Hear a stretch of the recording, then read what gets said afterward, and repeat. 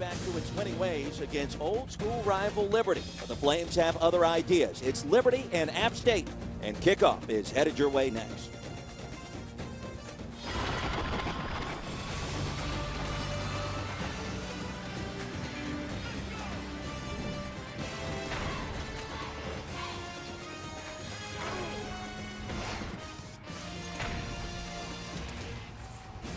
And welcome into beautiful Boone, North Carolina. Touch of fall in the air for homecoming here at the Rock as Appalachian State gets set to tangle the Liberty Flames. And hi, everybody. Glad you could join us alongside a UMass Hall of Famer, Rini Angolia. Roy Philpott here with you. And Rini, these two teams trying to get back to their winning ways. Let's start at quarterback. Josh Woodrum for the Flames. He's got to play well. Yeah, he's the leader for Liberty, off to a good start. 11 touchdowns against only 5 interceptions. Big, strong kid, 6'3", 225, a rocket for an arm. But make no mistake about it, Roy, Liberty has to establish the run today. They have to convert on third down, and they have to keep the ball away from Appalachian State. And they'll do that behind a veteran offensive line. Meanwhile, for the Mountaineers, making just his 4th career start, Taylor Lamb. He's the son of a coach, and he's a great decision maker. Smart, intelligent quarterback, knows where to go with the ball, and he's a good athlete. He can run, he can hurt you with his feet, but also App State wants to run the ball. They want to be able to then go play action and see if Lamb can hit him over the top. Mountaineers will try to break a 3-game losing streak. We'll find out if they can do it. Kickoff here at the Rock for homecoming is coming up next.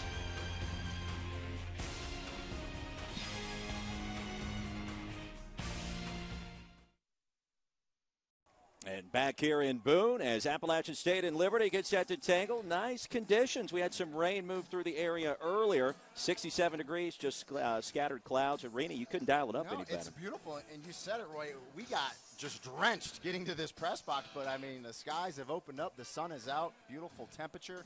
Great day for football. Turner Gill, head coach of the Flames, now in his 3rd season. Gotten this program off to a great start. He's made really no secret about the fact they want to go to the FBS ranks. That'll be an ongoing theme today. They have an FBS coaching staff at Liberty. Of course, Turner Gill, very successful at Buffalo. We know about his stint in Kansas and now here at Liberty. And off to a good start, and it's a good program. Flames out of the Big South Conference. They've yet to play a conference game in the FCS ranks. 3-3 coming in. Appalachian State, of course, transitioning into the Sun Belt this year, their 1st season, and it's been interesting to talk to some of the coaches. They're young, they're athletic, but that inexperience has cost them. And the Sun Belt's a tough conference. I mean, I've done a few Sun Belt games this year, South Alabama for one, Texas State. It's a good conference, and I think ultimately App State will be good in this conference, but as you said, Roy, very young team, and they will learn, and Coach Satterfield, excellent coach for this App State program. In his 2nd season, the 5-12 record, not indicative perhaps of what the future of this program is going to be all about. Of course, a former App State quarterback, he understands his program as well as anybody on the planet. Liberty won the opening coin toss and deferred. And here's one of the stars of last week's game against Richmond. It was a double overtime loss. John Lunsford kicking a 60-yard field goal to force overtime for the Flames. And we were watching him warm up. He's got every bit of a 60-yard foot. Bobo Beathard and Isaiah Lewis back deep to receive. And an onside kick goes awry, recovered by Appalachian State. So Turner Gill rolling the dice right out of the gates to no avail. Well, and, almost disaster there. The kick didn't go 10 yards. That was bad enough, but the kicker didn't jump on it. Technically, the App State player could have picked that up and returned it for a touchdown, but I think he did the wise thing, jumped on it, and just like that, App State's in great field position to start this game. The shortest kickoff you'll ever see. Appalachian State begins its first drive in Liberty territory as Taylor Lamb trots onto the field for the first time. Mountaineers like to go with the no-huddle offense. They'll go tempo right out of the gates. Also want to try to establish their ground attack with more consistency this week than what they have recently. And on first down from the 38-yard line. Cox in the backfield. He gets the handoff. Right side with running room. Down to the 20. And Cox is going to score on the first play from scrimmage.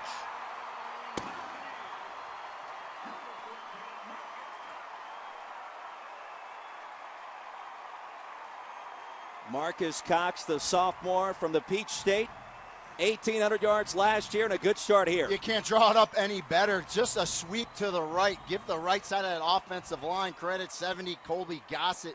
Number 50, Bo Nunn.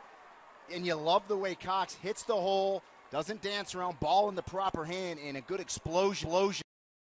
He was not going to be caught. The Mountaineers have been plagued by slow starts this season. That's got to be a welcome sign of release for Coach Satterfield, Rennie. And after that 38-yard score, Appalachian State's got some momentum early. Well, that was one of the things he told us when we talked to him earlier this week. We have to get off to a fast start. Yep. Don't think you can get off to a better one than this. Extra point by Brentley Critcher is good, the backup place kicker, as Maddox is out of this one with a lower back injury. And the Mountaineers taking less than a minute to hit that scoreboard. In fact, in less than 10 seconds. Yeah, it's just a zone read sweep. You see the offensive lineman pull. I love the athleticism out of them. And then Cox just makes that one cut, sticks the right foot in the ground, and hits the seam. And, if you're Coach Satterfield, you cannot be more pleased. It brings into question Turner Gill's decision to start the game with an onside kick. I really think it wasn't a bad call. It was just badly executed by his special teams. This game means a lot to both of these programs. The 10th overall meeting, they haven't met since 2002. But Liberty, thinking about the idea of moving into the FBS ranks, they want to put their best foot forward here today. So it's an important matchup. Yeah, no doubt about it. And we talked about it. Liberty has not even played a conference game yet in the Big South, but yet this is their second FBS opponent. They played North Carolina at UNC, first game of the year. Score really wasn't indicative of how well Liberty played in that game. So they want to show the country that they can play with the big boys. Alpha Jallo and also Isaac Brown back deep to receive this kickoff from Brentley Critcher. And a fast start for the Mountaineers.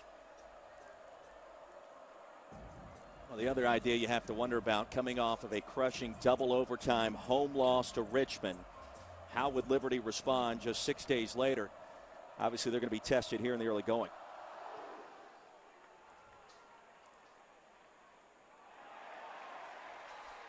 And the kickoff rolls into the end zone for a touchback. It'll be 1st and 10 from the 25 for the Flames. Our first opportunity to take a closer look at Josh Woodrum, a quarterback, entering his third year as the starter for the Flames. He's coming off an outstanding performance last week against Richmond, not only through the air, but also on the ground. He's got to do that today. Good athlete, strong arm, big body, as I said in the open, 6'3", 225 pounds. They like to run a lot of one back, 12 personnel, one running back, two tight ends. We'll see if they change it up a little bit today, but Turner Gill told us they have to run the football as well, so let's keep an eye on that today. Tight end Dexter Herman in motion. And out of the pistol on first down, the pass is caught. Dante Shell shoved out of bounds after a pickup of 8. And right there, Woodrum shows you just the quick release. Nice high release, quick, gets it out. And right there, you're taking what the defense gives you as Shells just does a little sit route at about 7 yards and makes the catch and picks it up. Nice 9-yard gain on first down. 13th reception of the season for Dante Shells, a sophomore from Camden, Delaware. And 2nd and short coming up.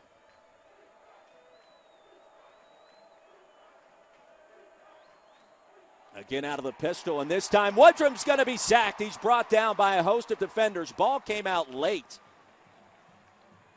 Yeah, I think App State's going to get hit with a face mask here, Roy, which will nullify the good pressure and the sack on Woodrum. And it was pick your poison that time as we take a look at our starting lineups. For the Flames, Darren Peterson leads the country in receiving yards, over 700 already on this young season. Offensive line, 3 veterans in the interior, all Big South performers a season ago.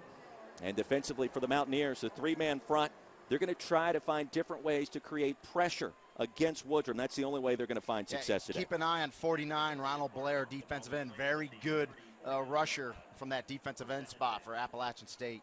Also, Doug Middleton did a nice job for the Mountaineers at that free safety spot. Said his team was embarrassed last week in the home loss to South Alabama. So the personal foul with a face mask, give Liberty a first down. It's first of the ball game.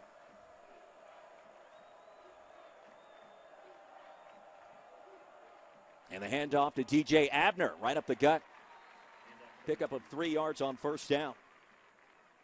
And, you know, up front, Liberty's got a good, strong, experienced offensive line. So, you know, if you're Turner Gill and your offensive coordinator, Aaron Stam, you really want to establish that run between the tackles, getting DJ Abner to run downhill. They use that pistol set, pistol formation, if you will, and just a little off-tackle play, but good penetration by App State up front. Abner's got some pretty good jets as well. Junior out of Tallahassee, Florida. Had his third 100-yard rushing performance a week ago. Liberty back to the air, and it's caught. Good enough for the first down, close to the 30-yard line. And Gabe Henderson makes the grab, and Liberty in business. Well, and you shows Woodrum's athleticism there. Give him a little half roll to the right, and his strong arm throwing a strike to Henderson on the roll, and just like that, Liberty's on the move. In our film study of Woodrum, we were both very impressed. Not only the strong arm, but a great athlete. Absolutely, and, you know, he's got the entire package. He's got the size, he's got the arm strength, and he has the athleticism. You just got to give him some protection, but you also have to run the ball, too, so teams just can't, you know, barrel down and get after him and put pressure on him. You got to keep it balanced. Zach Barker checks in the game. And to the right of quarterback Josh Woodrum on first down. Here comes the reverse. And looking to pass. Boy, he had a couple of receivers open down the field. Was trying to find his tight end Dexter Herman. He had Dante Shells breaking wide open towards the end zone. You know, the problem, though, Roy, with a double reverse pass, and that's what it is, it gives the defenders time that when they come and step up, they say, oh, okay, he's about to throw it. App State's athletic and fast enough in the secondary that they can retreat and get back, and that's what they did there. So nice job by reading, recognizing, and then reacting by the App State secondary. Joel Ross in coverage. Darren Peterson, the elite-level wide receiver, with the incompletion. Well, you think this game isn't important to Turner Gill? The trickeration already out of the bag early. Here's Abner, brought down at the 30-yard line after a pickup of 2 yards. Ronald Blair with a stop. And a flag on the field as well. Yeah, it's going to be a hold against Liberty, and that's one thing you don't want to do. The penalties early, shooting yourself in the foot, especially when you're driving the ball into scoring territory. We know how strong Lunsford's holding foot 72 is. offense, penalties 10 yards, repeat second down. Sunbelt officiating crew. That'll cost him 10. That's a big penalty already in App State territory. Yeah, big Max Summer with the holding call there, 6'6", 300 pounds. Again, you know, App State runs a 3-4 defense up front. Those 3 D linemen are pretty quick, and I mean, going to cause some problems for Liberty up front, I believe. Second down and 20. Woodrum, nearly a pick six, and somehow the pass will be caught as Peterson makes his first grab of the game. Now with 46 catches on the season. That was close. Yeah, close there. Joel Ross, 26, jumped that route and just missed the ball. So Woodrum got away with one there because that could have easily been a pick six. And this is something to watch this afternoon. Liberty just 1 for 21, going back 2 full games on third down, including 0 for 10 last week against Richmond.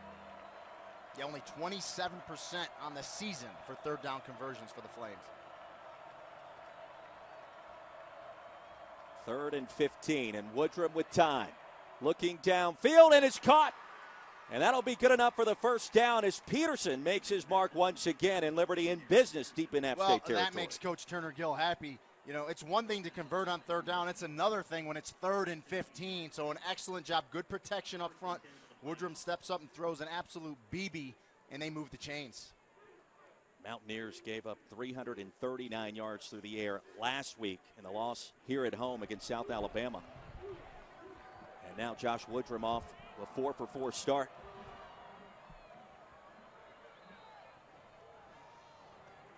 And a Wildcat package. Left side, looking for running room. That's Masha. Stephon Masha, the quarterback, and a freshman out of Austell, Georgia.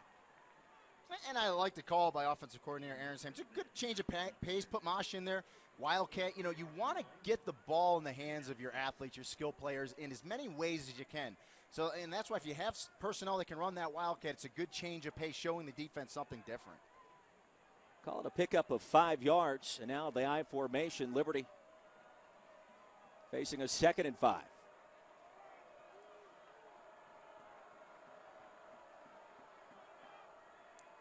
Handoff Abner. And he'll be short of the first down. Third down and inches coming up. Yeah, not the biggest back, 5'10", 185 goes DJ Abner, but runs low to the ground, good center of gravity, runs what I like to say behind his pads, and he's got good forward lean, and it's evident when he gets in there between the tackles. So after picking up its initial third down conversion of the game, see what the Flames can do in short yardage. Just underway here at the Rock. Appalachian State leading Liberty 7-0.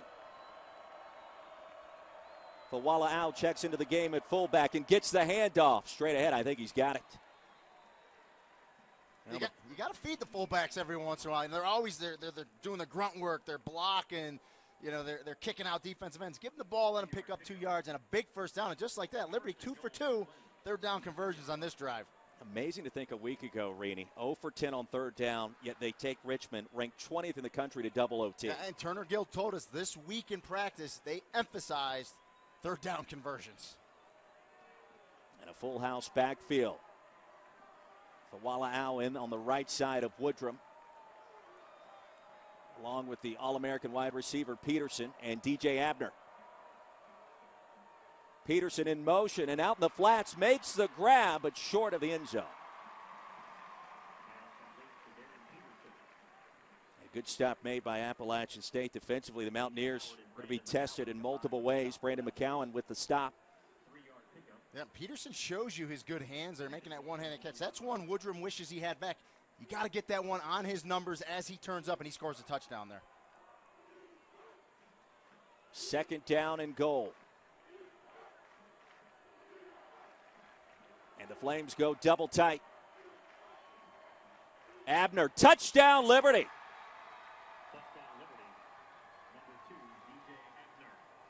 Sixth touchdown of the season for DJ Abner, and an extra point away from tying this one up. And I love this, Roy. Just old-fashioned football, double tights, I formation, and you're basically telling the defense, we're coming at you, stop us. A little false step there by Abner, gets those shoulders down, good blocking up front. You like the surge at the point of attack, and an excellent drive for Liberty to answer App State. Lunsford on for the point after touchdown. Kick is up, it is good. Our new score with 8:23 remaining in our first quarter. We're tied at 7 here at the Rock in Boone, North Carolina.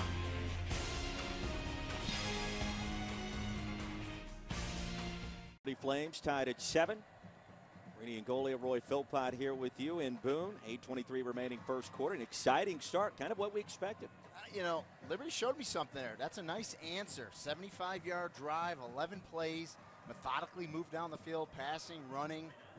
Good answer by the Flames. 11 plays, 75-yard drive, culminating in the 2-yard score by DJ Abner. And here's John Lunsford again. Both of these programs have such interesting stories to tell. Appalachian State first year in the Sun Belt. Liberty trying to perhaps get to the Sun Belt at some point. And as the kickoff rolls out of bounds, good for the touchback. Yeah, Liberty, you know, would love to go FBS, but you have to go into a conference. Right. Sun Belt's picture perfect for them. I mean, if they in a perfect world for Liberty, they would make the move up and they would move right into this conference. Appalachian State, one of the youngest teams in the FBS ranks this year. 93 players on this roster. 49 are freshmen coming into this ball game today. Amazing. Our second look now, Taylor Lamb back on the field. Second possession of the game for the Mountaineers. And the toss sweep right side, that's Cox. He's tackled after a 4-yard gain. That's really what the Mountaineers need to do today. Productivity on that first down. They got to have it. Listen, quick pitch to the running back there. If you can turn the corner, I always say you got 5 yards every time you turn the corner. That time Cox did. It looked like a nothing run. You look up and it's 2nd and 4. Play action. Lamb to the air. He's got his man into Liberty territory and off to the races. And that's the freshman wide receiver, Shaden Matters, playing in his first career ball game. They yanked the red shirt off this week. And what a route. He runs a post corner. He turns the cornerback all the way around in a circle, and a nice throw by Lamb. And not bad for your first career reception.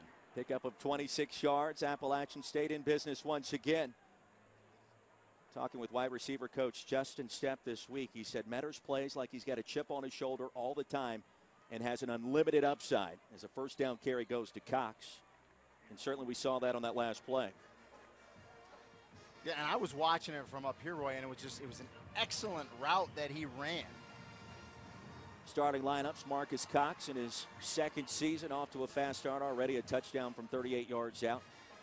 Offensive line looking for additional help, playing musical chairs this week defensively for the Flames. Partilla one to watch at linebacker. As the second down play goes for a yard, it'll bring up third down and a long 6.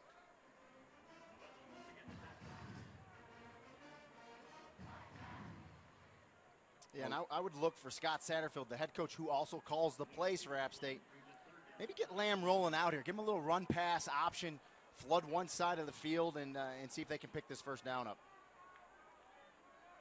Lamb, the son of Mercer head coach Bobby Lamb. Inserted him into the starting lineup at Southern Miss a few weeks back as a third down pass is caught. Sims McElfresh with the reception, and the drive continues. And just a quick out by McElfresh. Good recognition by Lamb. Man-to-man coverage by Liberty underneath. McElfresh able to beat his guy to the out pattern. Nice throw, nice timing there, and they move the chains. Junior from Charlotte, the leading wide receiver for the Mountaineers. And now from the 27, it'll be 1st and 10. Lamb in the pistol, Cox right behind him. And Drew Bailey in motion. Metters catches a screen pass, steps out of bounds. Jacob Hagan able to halt his progress. A short pickup on first down. Yeah, and that's a tough one. The wide receiver screen, that's a long throw for Lamb all the way across to the right side of the field. It gives the defenders from Liberty time to pursue from the inside out. That's what they did there, minimizing that gain. Decent pickup on first down. 2nd and 5. And with the zone read, Cox bounces off a defender, rolls his way down to the 15. Good enough for another App State first down. Yeah, and Cox shows you his strength as well. 5'10", 200 pounds. Keep those legs moving as a running back. That's what you want to do. You're going to see him hit the hole here. Just an inside handoff from the zone read. Bounces it back to the left. Good vision there. And just get low, get strong. Know where that first down marker is and pick it up. Jacob Hagan, a third-team All-American last year. His free safety spot makes the stop. On first down from the 15. The flare pass. And outside, that's Montez McGuire. Well, a lot of things going on that play. That is a true triple option zone read there. Lamb can give it to his running back, Cox. He can run it, or he can pass it. He elect to pass it there. But I tell you, that gives the Liberty defense so much to look at and think about. Great play call. Gary Sampson with a stop, 2nd down and 5. Appalachian State doing exactly what it wants to do to begin this game. Cox already with 55 yards. He fumbles here, and it's going to be recovered by the Flames. Kenny Scott pounces on it, and a costly turnover for App State. And sometimes that's the problem with the zone read. The running back doesn't feel the ball in there. He thinks maybe the quarterback's going to pull it out. The mesh isn't good, and the ball ends up on the ground, and a big break for Liberty. And we'll take a look at it. You're going to see Lamb put it in there and just never really got it all the way in for Cox, who was kind of on his hips. I have to believe Cox thought Lamb was going to pull that out. No one gets it. The ball hits the ground, and a big break for Liberty. Turnover number 16 on the season for the Mountaineers, their 8th fumble. That's going to cost you. App State was -1 in turnover ratio coming into this game. Now make it -2. That'll kill you if you're in the minuses during the year. Not good. You want to be in that plus ratio for turnovers. Well, the Liberty Flames will take over deep in their own territory here at Kid Brewer Stadium. It is homecoming. Appalachian State's lost 3 in a row. Liberty's coming off a double overtime home loss on its homecoming a week ago to Richmond. So these two teams trying to figure out their identities with some very young head coaches. Well, and we talked to Scott Satterfield this week, and he just said his team's hungry for a win. They need another win. They weren't looking at Liberty as an FCS opponent. They were looking at them as just another good opponent coming up here. They want to defend their home turf, Kid Brewer Stadium, and play well. And, one of the things Coach Satterfield told us was they have to maximize their scoring opportunities in the red zone. So when you fumble, it kills you when you fumble anywhere on the field. But when you're in the red zone, it really hurts. It's like a double turnover. I mean, yeah. Really back-breaking momentum. You saw the numbers there. The red zone inefficiency this year, especially recently for Appalachian State. Between the 20s, they've been, well, literally gold. Once you get down there close to the end zone, it's been a different story. And, you know, you're starting a freshman quarterback in Taylor Lamb. You expect to experience some of these bumps along the way with a first-year starter like that. No doubt about it. You're going to get growing pains. You know, every team, Liberty is not really a blitz-oriented team on defense. They don't send a lot of blitzes, as defensive coordinator Robert Wimberly. However, everybody else this year has been blitzing App State because Taylor Lamb is a redshirt freshman quarterback, as we chronicled, only his 4th career start today. So here comes Josh Woodrum once again. 2-time team captain, 2nd team All-Big South a year ago. And if he stays healthy, he's got a chance to lead Liberty as the all-time leading passer and then some.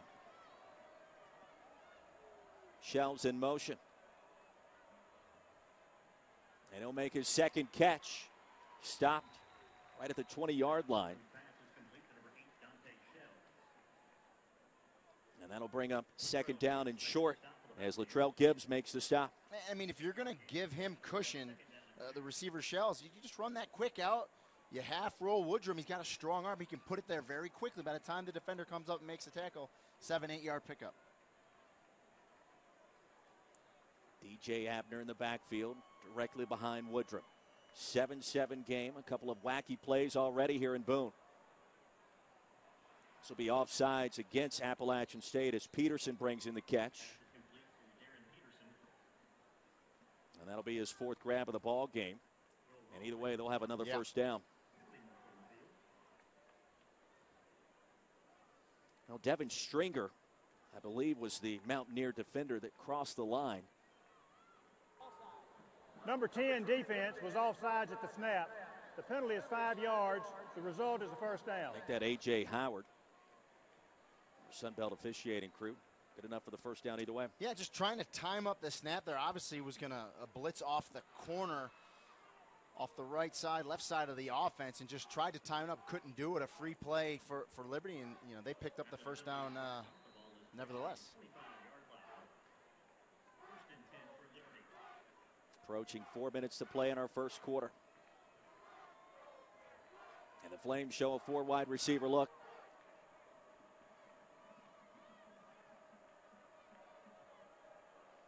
Mountaineers bring pressure. The quick grab made by Henderson. Another flag on the field. Yeah, no one was offsides on that play. Where I got to believe it's going to be, you know, a legal formation by Liberty. We'll see what the line judge comes up with. A lot of times when you go 4 wide, someone should have been up on the line of scrimmage. That wasn't, and we'll see what the call is here. 6 defense. Of course, in the I'm neutral wrong. zone at the snap. The penalty's 5 yards. Replay first down. And you've lost 3 games in a row. These are the kinds of plays you make. Yeah, I mean, you just can't line. You got to look down the line of scrimmage. You got to make sure your head is back. You know, usually there's that one defensive lineman that looks down, and if he sees someone lined up in the neutral zone, he'll yell, "Get back, get back." Didn't happen that time for App State, and they get hit with another 5-yard penalty. First down and 5. We'll see if Liberty digs deep again into its playbook.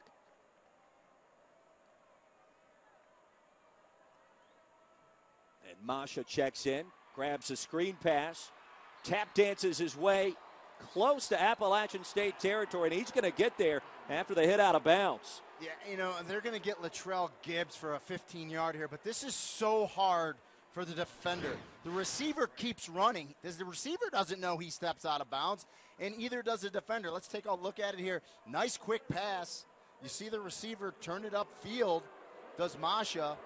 He's on the white, clearly hit out of bounds, but it's tough for the defender there. That was Alex Gray that jumped in at the last second. Another costly penalty for the Mountaineers. And after a pickup of 16 yards plus the penalty, Liberty suddenly in App State territory.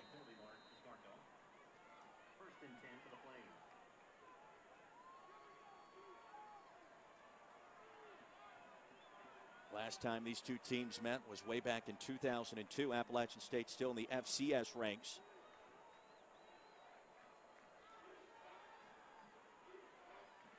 Another option play. That's a backwards pass. Abner lost control. That should be a loss of 4 yards. And it is. It's a good call by the line judge. Good call by you, Roy. Clearly a backwards pass. And that's, you know, their version of that triple option where he can hand it, run it himself, or pass it at the last second.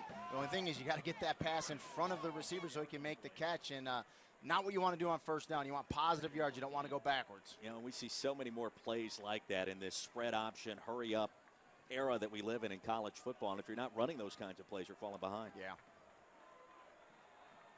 Loss of 4 yards, second down and long. Shot town showing blitz. Pass is caught by Gabe Henderson, dances his way across the 40 after the stop by Gibbs. Look at some of that penalty yards, or rather that pass that lost yardage back right there. I tell you, the one thing I'm really impressed with today, I knew Josh Woodrum was a good quarterback, but his quick release and strength in his arm, especially on those wide receiver screens, he really gets it out there with no wasted motion, gives his receivers a chance to run after the catch. And a chance to convert another third down here. Woodrum a perfect 8 for 8 for 83 yards so far.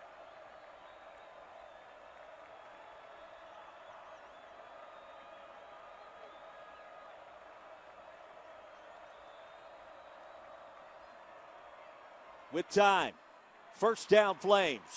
A big tight end, Dexter Herman. 13th reception of the season. And Herman just runs a curl route, and the thing I like here about Herman, he knows exactly where the first down marker is. He curls up behind it, and good protection. They don't blitz. They just try to get Woodrum with the defensive line, and Woodrum steps up in the pocket and throws another strike. And just like that, if I'm not wrong, Liberty 3 for 3 on third down conversions already in this first quarter. 1 for 21 in its last 2 games. Perfect so far this afternoon. Here's the I formation. Fawala Al checks in at fullback. And Abner will dot the I, the 2 wide receiver set. Here's the option. And a late pitch. Abner tackled as he crosses the 25. It'll be a short pickup. Joel Ross comes in to make the stop at the very end, and this play looked doomed from the get-go. I thought Woodrum right there should have just kept it. He does a late pitch. Could have been disastrous. Nice job by Abner to catch the pitch and just make something out of nothing. Check that, McCowan on the stop. Second down, call it 8 to go. Liberty can do so many different things to beat you. On the ground, through the air, here's play action. Wide open, the tight end again, carrying a defender across the goal line. Touchdown, Herman, and the Liberty Flames strike once again. And that time, App State tried to get pressure to Woodrum. Quick release. The big tight end, Herman, just runs a seam route down the middle, makes the catch, and just carries the defender into the end zone. You see the pressure coming. Good initial pickup. Nice quick throw by Woodrum. Watch the big tight end just drag the defender into the end zone. Number 3, Alex Gray. And just like that, Liberty strikes again. A 7-play, 88-yard drive after the Appalachian State turnover. Josh Woodrum, his 12th touchdown pass of the season. Lundford on for the extra point. And if you like scoring, you've come to the right place today, folks. 14-7 our score, 46 seconds remaining in our first quarter. Back here at the Rock right after this. Fast start for the Liberty Flames offense. Josh Woodrum, a perfect 10 for 10. Taylor Lamb also perfect so far, 4 for 4.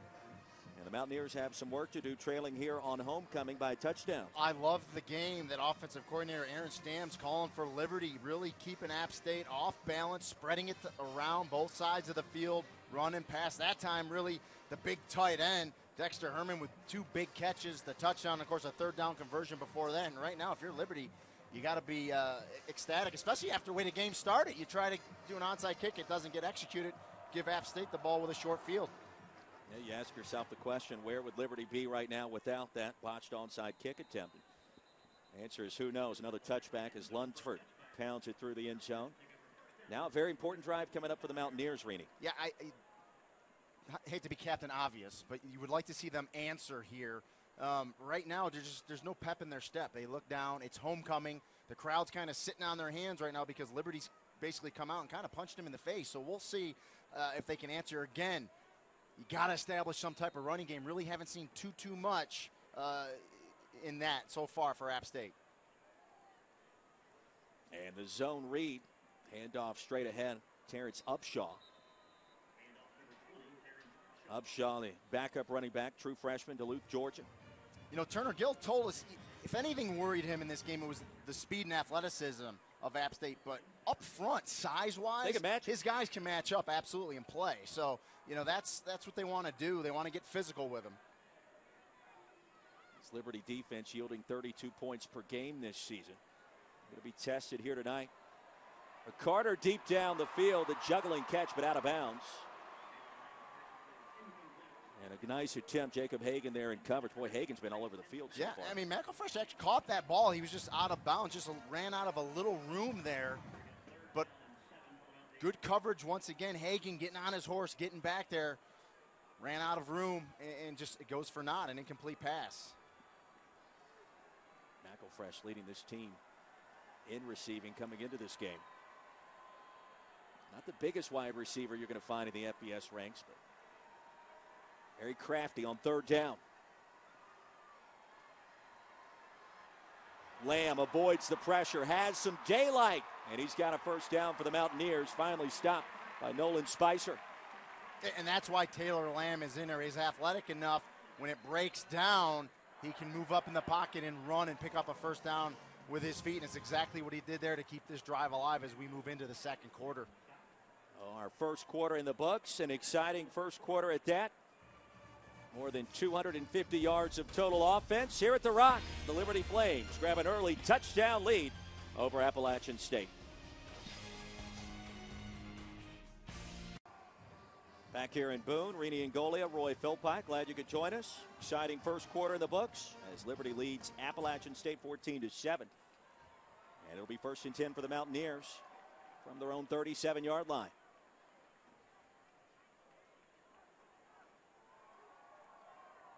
Great homecoming crowd here in attendance. Some folks still filing in. Some inclement weather earlier this morning. Clouds starting to roll through once again. And Lamb off of play action. He's got a man breaking wide open. McElfresh has got it at the 30. Can he get to the end zone? Inside the 5. Touchdown Mountaineers.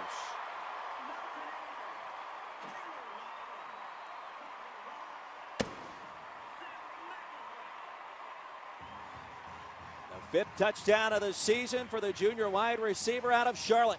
And none bigger than that one. Well, yeah, and I saw it from up here. McElfresh runs a post pattern, fakes to the corner. The DB bit, no safety over the top. Good recognition by Lamb to see him. Nice throw, gets it out there, and then good speed by McElfresh after the catch. It looked like he may be caught. Turned it on and got it into the corner of the end zone. Pritchard on for the extra point as Maddox is out of this one with a lower back injury. Kick is up. It is good. And just underway in the second quarter, we are tied at 14. Mountaineers catch lightning in a bottle. Back here at the Rock right after this.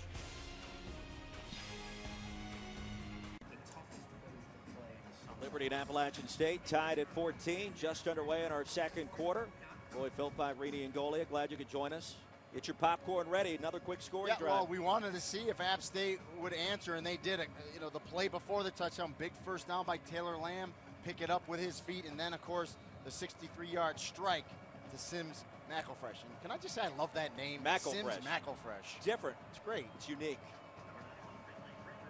He's gotten off to a fast start this season for Taylor Lamb, the freshman quarterback. Now the crowd's going to be more of a factor as they're back into it as well right here at the Rock.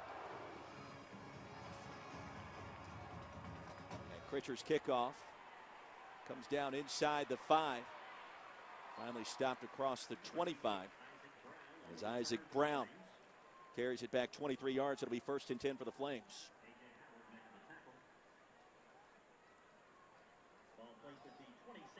So we've seen Appalachian State respond after the quick scoring drive by Liberty. Now can Liberty answer the call again? Yeah, and Liberty's been doing it, you know, the entire game. That whole first corner, they have always answered App State. So we'll see what they do here. I would expect to get some running game going as well. Try to start grinding this clock out because there's no doubt we are on pace for a very high-scoring game. DJ Abner in the backfield, and he flanks the quarterback Josh Woodrum. Mountaineers show pressure. A quick screen and tackled for a loss. Dante Shells. Shells makes his fourth grab, but nothing doing there. Good defense by the Mountaineers. Exactly what you want to do if you're Shells. Shoot up there, make the catch for no, or make the tackle on the receiver for no gain. Reading and recognizing, that's what Shells did right there. A loss of 1 yard will bring up second and long. Meanwhile, Woodrum a perfect 11 for 11 to begin this one. And Liberty's done the bulk of its damage through the air so far.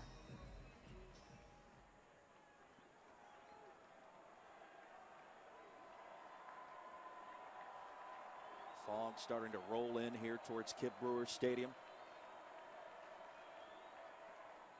As Peterson makes the grab and shoved out of bounds. Joel Ross with a stop.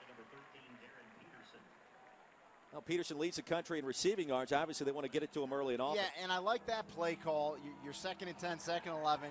Pick up half of it. Make this third down, a manageable down and distance here for your quarterback. They've converted some third and longs, but, eventually it's going to bite you in the butt. Third down and a long 6. Appalachian State shows a 4-man front. Woodrum flush from the pocket, and he falls down. Short of the first down. Alawali Dada makes the tackle, and the punt team on the field for the first time for the Flames. Getting good pressure there as Woodrum steps up. He was going to try to run it, but surrounded by that App State defensive front. Goes down for a sack. And I believe, correct me if I'm wrong, this is our first punt of the game. It is. Just under 13 minutes to play in our second quarter. It's been an offensive fireworks fest. Trey Turner standing at his own 15-yard line. An end-over-end kick that's short. And that'll roll out of bounds, and Appalachian State will take it over with outstanding field position, Reedy. And now the Mountaineers all of a sudden have seized momentum after the 28-yard punt. You're exactly right. You can feel the momentum shift after the last touchdown by App State. Tied at 14, back of the Rock right after this. First down and 10 for Appalachian State. They're going to set up shop inside of Liberty territory after a 19-yard punt by Trey Turner. He came in, Reedy, averaging 42 yards per attempt. And that weather's starting to take a downward turn as the rain comes down and the pass is incomplete, intended for Metters. Yeah, one of the other things Turner Gill told us, Liberty head coach, was win the special teams. And, we've already seen a botched onside kick that really led to App State's first touchdown. And then, you shank a 19-yard punt and you give your opponent great field position. That stuff will wear on you as the game moves on. Bobo Beathard checks into the game. He's at the top of your screen. Burns in motion.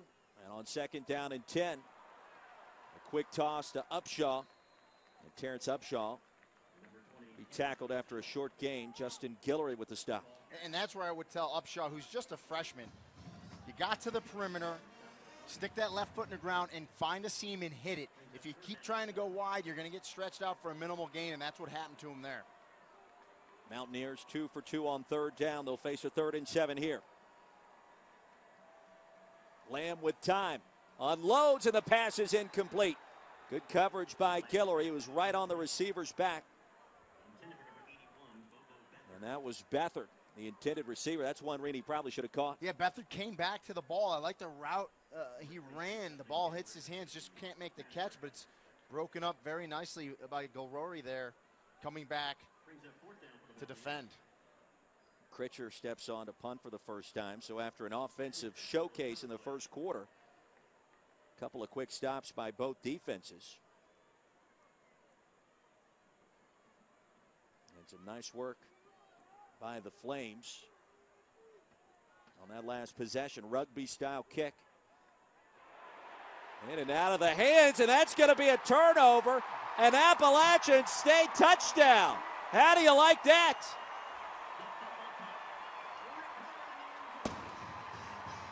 And just a critical error by the return man there. Just get away from it.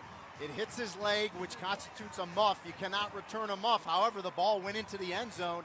App State jumps on it, and the touchdown's good. And we're going to take a look at it here. As you said, Roy, soccer-style rugby kick, and just get away from it. You see number 16 there, the return man. Just get away from it. The ball sneaks into the end zone, and it's a touchdown. Dakota Kelly, the punt returner. Aaron Craw with the touchdown on the recovery. They'll take another look at it. Well, they're going to review, one, to make sure it hit his leg, and two, make sure that App State didn't, return it a yard, because you cannot return a muff, and make sure that ball was in the end zone when App State jumped on it.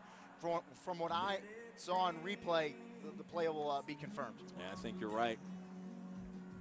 That's one of the advantages of that rugby-style kick. As we take another look, you're going to get those awkward bounces, and it went right through the wickets. Yeah, and then he tries to get it again. It touch in right here. They're going to jump on the balls, cross the goal line.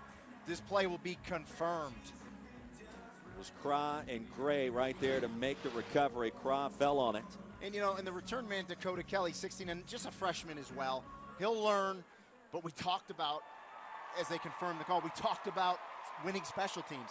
That's 3 huge plays now that App State special teams has made, and Liberty has not. And if you don't make those big plays, if you're Turner Gill, you're not going to win this game. Craw, the junior from Durham, North Carolina. That play had to feel good, and a big momentum shift here just in the last 2 minutes of game time. Pritchard's extra point is good, and our new score, 21-14, 11:50 remaining here in our first half.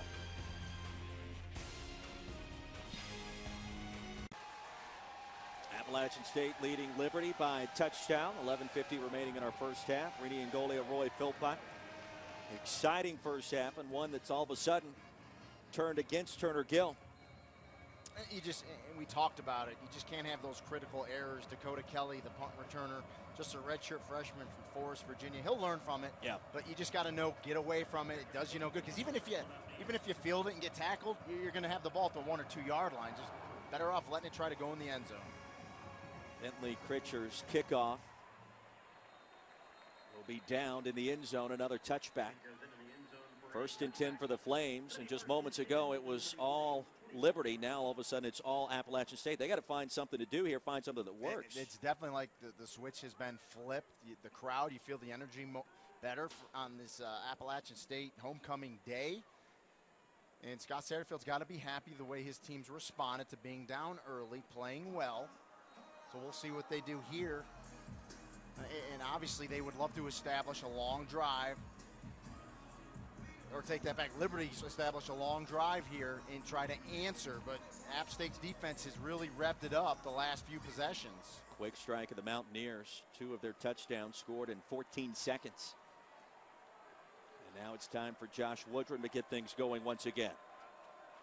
The junior from Roanoke, Virginia. With time. Going deep, looking for Shells, and he's got his man. Dante Shells, touchdown Liberty. 75 yards just like that. Yeah, I guess that constitutes as an answer. Holy cow, one play, 75 yards. And again, Josh Woodrum shows you his arm strength. Dante Shells shows you his speed down the right side. He's going to be matched up one-on-one with Latrell Gibbs, and he just runs right by him, flat-out speed. And look at the arm strength by Woodrum, dropping it in the bucket to Shells. Just like that, one play, 75 yards. Outstanding route by Dante Shells. Extra point is up. It is good. Josh Woodrum remains perfect. 13 for 13 for 200 yards and 2 touchdowns. Back of the Rock after this. 8 seconds off the clock. 7 points on the board by number 6, Josh Woodrum. And the blocking up front, you talk about a physical offensive line. Rini, they've got it. Experience. Give Summer, Burgess, Ray, Hanson, Hartman, the big offensive linemen, the big uglies. Give them credit. Kept a clean pocket there for Josh Woodrum. Lets him step up with no pressure in his face and throw an absolute bomb to Dante Shells. Nice job up front by a very experienced Liberty offensive line. How impressed not only are you with that offensive line, but also with Woodrum and just how much poise he's got. Watching him on film, I knew he was a good quarterback, but boy, to come up here against an FBS opponent on their homecoming, and he's perfect so far. He's throwing a perfect game. His decisions are all good, where he's going with the ball, and his arm strength, I knew it was strong. I didn't know it was as strong as it is and how quick his release is. Tebow could have used that quick release. Absolutely. Lunsford's kickoff goes into the end zone. Sorry, this guy's, Tim. Yeah, that's right. Lunsford's got one of the strongest legs I think I've ever seen. Yeah. 60-yard field goal last week, no problem. His kickoffs have been impressive today. He may have a shot at the next level. It's the short kicks he's bad at, Yeah. a la the onside kick. It only went 7 yards and needed to go 10. Interesting start to this one. Tied at 21, Appalachian State with possession from its own 25 yet again. And the handoff straight ahead to Marcus Cox goes nowhere. And a short pickup on first down. And both offenses really, Roy, have been similar. They both want to establish the run. They're both not really able to do it, but they're both having success in the passing game. Kind of mirror images, and hence the score, 21-21, just kind of trading blows. Jallo with the stop, 2nd down and 9. Play action again. Lamb with time, and he's brought down. Tackle was made by Dominique Davis. That'll be a sack, and Lamb had some running space there. Yeah, there was time there, but give Dominique Davis credit. Big defensive tackle out of Buffalo, New York. That's his 3rd sack on the year. Don't give up on the play and get Lamb from behind. 3rd down and 11 yards to go.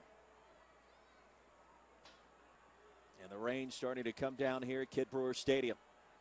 Flames looking for a stop, showing blitz. Lamb with time. And that'll be short of the first down as Malachi Jones makes his first grab of the game. And it looks like he'll be a yard short. Well, Jones came back to catch that ball. When he did it, brought him back inside the first down marker. You're talking about the rain now. It's a little slick as he tried to turn it up to get that first down. He falls, and they're short. It's 4th and 1. So the Dominique Davis sack puts Appalachian State behind the change, and that'll be enough to force another Mountaineers punt. And with this rain starting to fall, now we'll have to watch which team can protect the ball better and see if it affects any of these quarterbacks throwing the ball. Bentley Critcher standing inside his own 20. And a low line drive will take an App State bounce all the way down towards the 15. And they'll rule it out of bounds at the 18-yard line. Well, a punt of 38 yards. It'll be 1st and 10 for the Flames after a big stop defensively. Yeah, and before I was just getting done touting the defense of App State, defensive coordinator Nate Woody, saying they really ramped it up and playing good. And just like that, one play down the sideline, and the momentum's back on the Liberty side.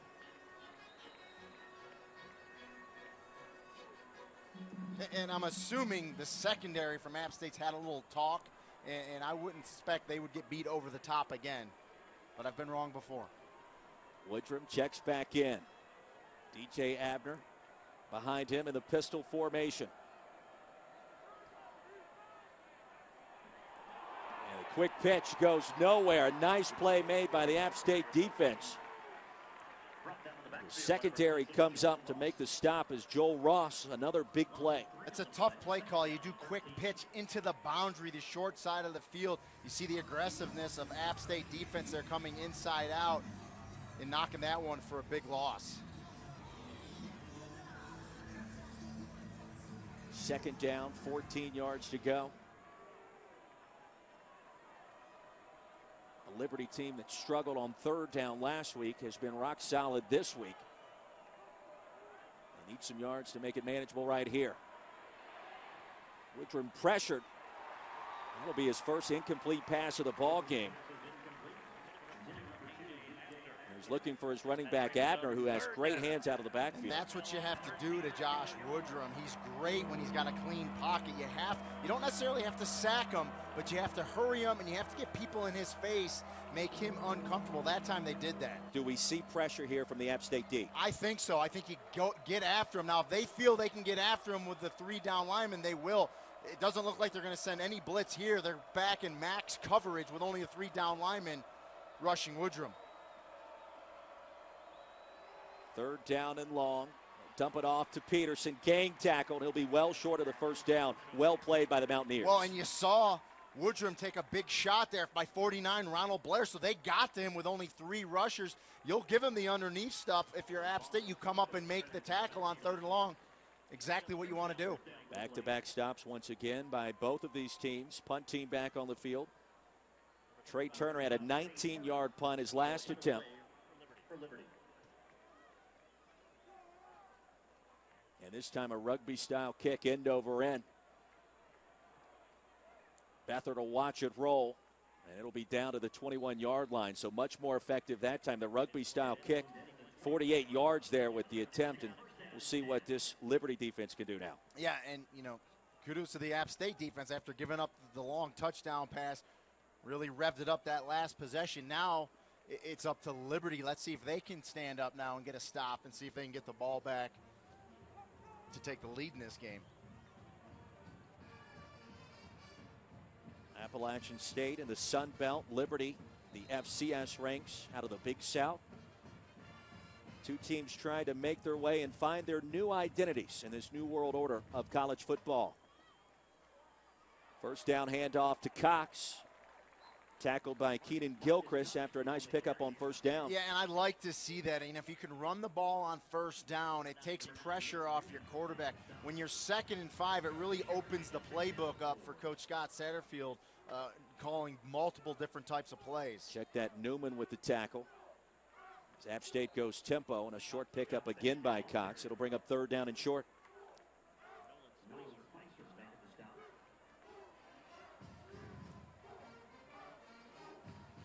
Both of these teams want to operate at a breakneck pace. Right now the defense is starting to play catch up. But a big third down here for App State. You don't want to give them the ball back this quick. Ton of time left in this second quarter, but a big play early on, I feel. Lamb shotgun, play action, has some daylight. Taylor Lamb's got the first down. Needed to cross the 31, he got to the 33. And the Appalachian State drive continues. And it's the second time Taylor Lamb has picked up a first down with his feet. But what I like there is he went through his progression. He went through his entire reads, scanned the entire field. Nothing was there. You see him start left, come back right. He's looking. Then he sees the green, and he knows he can pick it up. Doesn't try to slide, puts his shoulder down to make sure he gets that first down. Just a redshirt freshman, but very wise, very intelligent quarterback. Cox left side. And fumbles the football, recovered by Liberty. There goes Kenny Scott. He's got a Flames touchdown.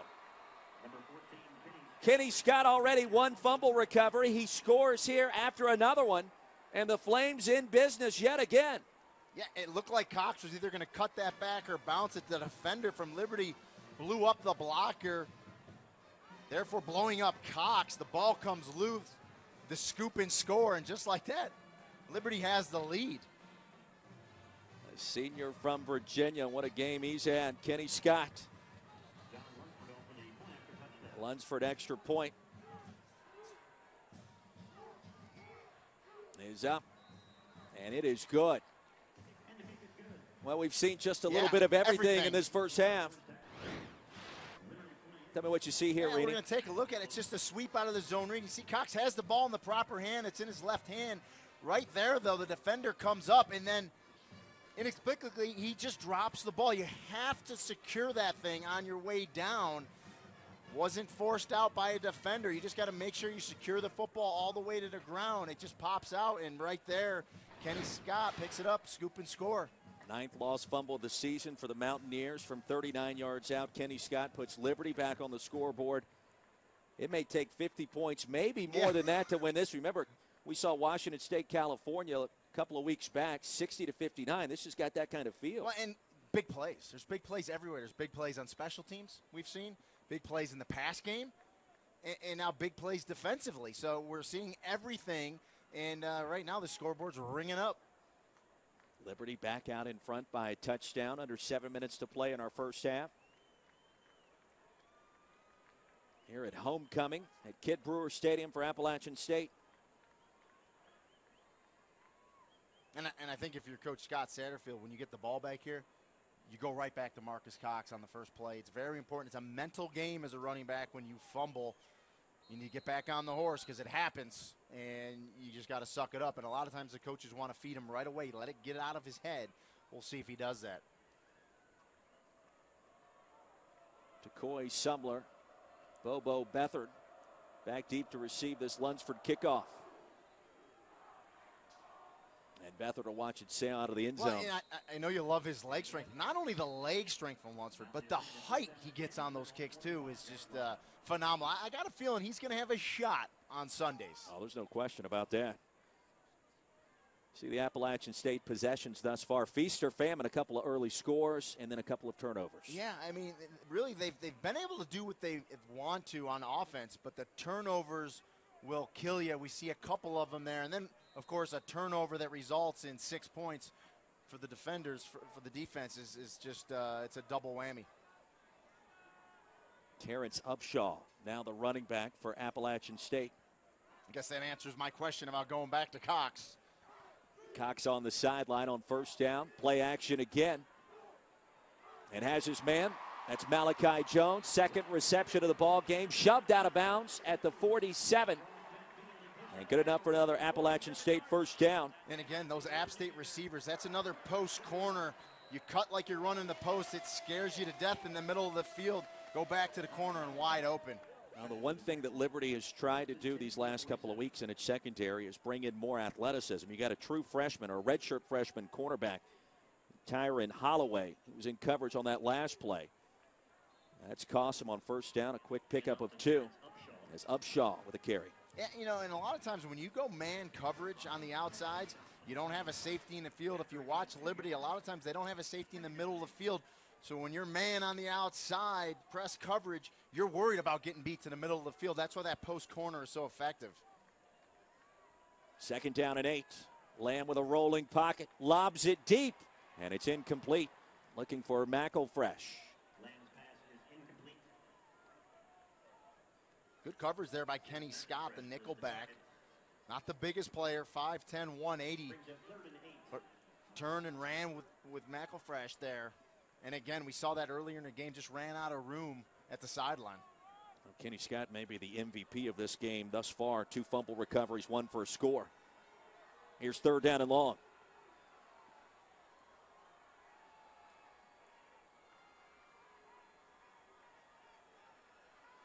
It's 14-7 Liberty after the first quarter. It's 28-21 Flames now.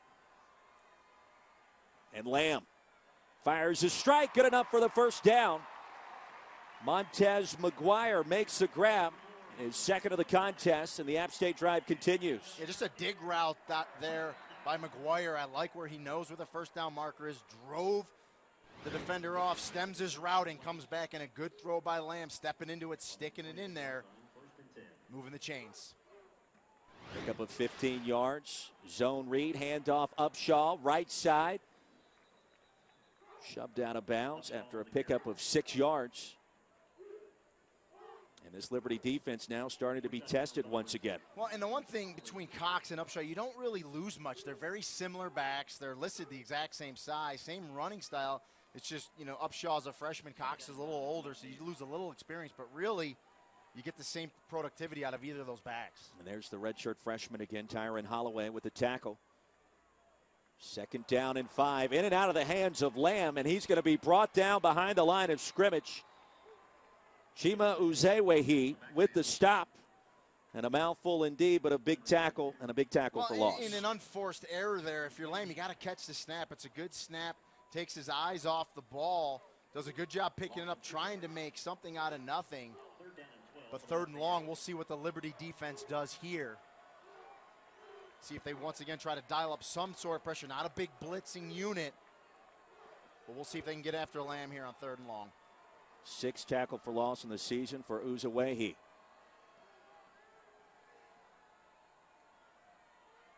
And the screen pass. Upshaw with some running room. Pushed out of bounds. He'll be short of the first down, but a nice pickup, and now an interesting call. Correct. It's a safe call. See if you can pick it up. What you did do is you probably got it in your field goal kicker's range, and if you elect not to kick the field goal, at least you're down in that range, 4th and 5 or 6, where it's more manageable to pick it up. And keep in mind, the starting place kicker, Zach Maddox, out with this game, a lower back injury. So on 4th down, the Mountaineers will go for it.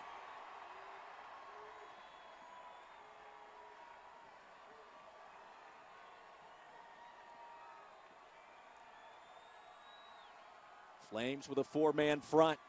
Pass is going to be picked off. Picked off by the Flames. Tyron Holloway. His first career interception. The most, they got that big defensive stop. And right there is where you see Taylor Lamb's inexperience. He locks on to his initial receiver. He never comes off him with his eyes. And the route gets jumped by Holloway for the intercept. Watch Lamb right there. He never comes off him. And boy, just like that, taking candy from a baby, Tyron Holloway jumps that route, makes a nice interception, and good run after the interception. Well, great instincts, obviously, to pick the pass off, but very good athleticism. That's something that this Liberty team really wanted to see more of. Robert Wimberly, defensive coordinator. Well, you got it right there. Yeah, they're getting it so far today. He's got to be very happy with his defensive secondary. Liberty with possession of the football and a touchdown lead. And the snap will be dropped by Woodrum. And he'll be brought down behind the line of scrimmage, so a costly mistake there. I'm telling you, these offenses are like mirror images. Lamb drops a shotgun snap, sack. Now Woodrum returns the favor, drops the snap and a sack. Ronald Blair makes the stop. 6 tackle for loss on the season, 2nd and 14. Yeah, and Blair's their best defensive lineman. Big, strong defensive end, and a good first step causes problems for those big offensive tackles. If you're just joining us, it's been big plays galore. Josh Woodrum, 14 of 15 passing, already over 200 yards. And has his target here, Gabe Henderson. Rashad Towns makes the tackle, 2 yards short of the first down. And I like what Liberty does, Aaron Stam. We've seen this all game now. They roll Woodrum to a side. They flood that side with receivers, zone coverage by App State. The receivers for Liberty just sitting there, and he's just picking his target, seeing who's open. His arm's strong enough that he can get it in there quick enough where App State cannot come on the play and make the play. Flames have rushed for just 6 yards in this game. They've done the bulk of their damage through the air. What do you dial up here, Rainey? Yeah, 3rd and short. Again, I would go with a little underneath handoff, maybe a little type of draw. I don't think they're gonna, but that's what I would do. Handoff, Abner stacked up behind the line of scrimmage, and down he goes.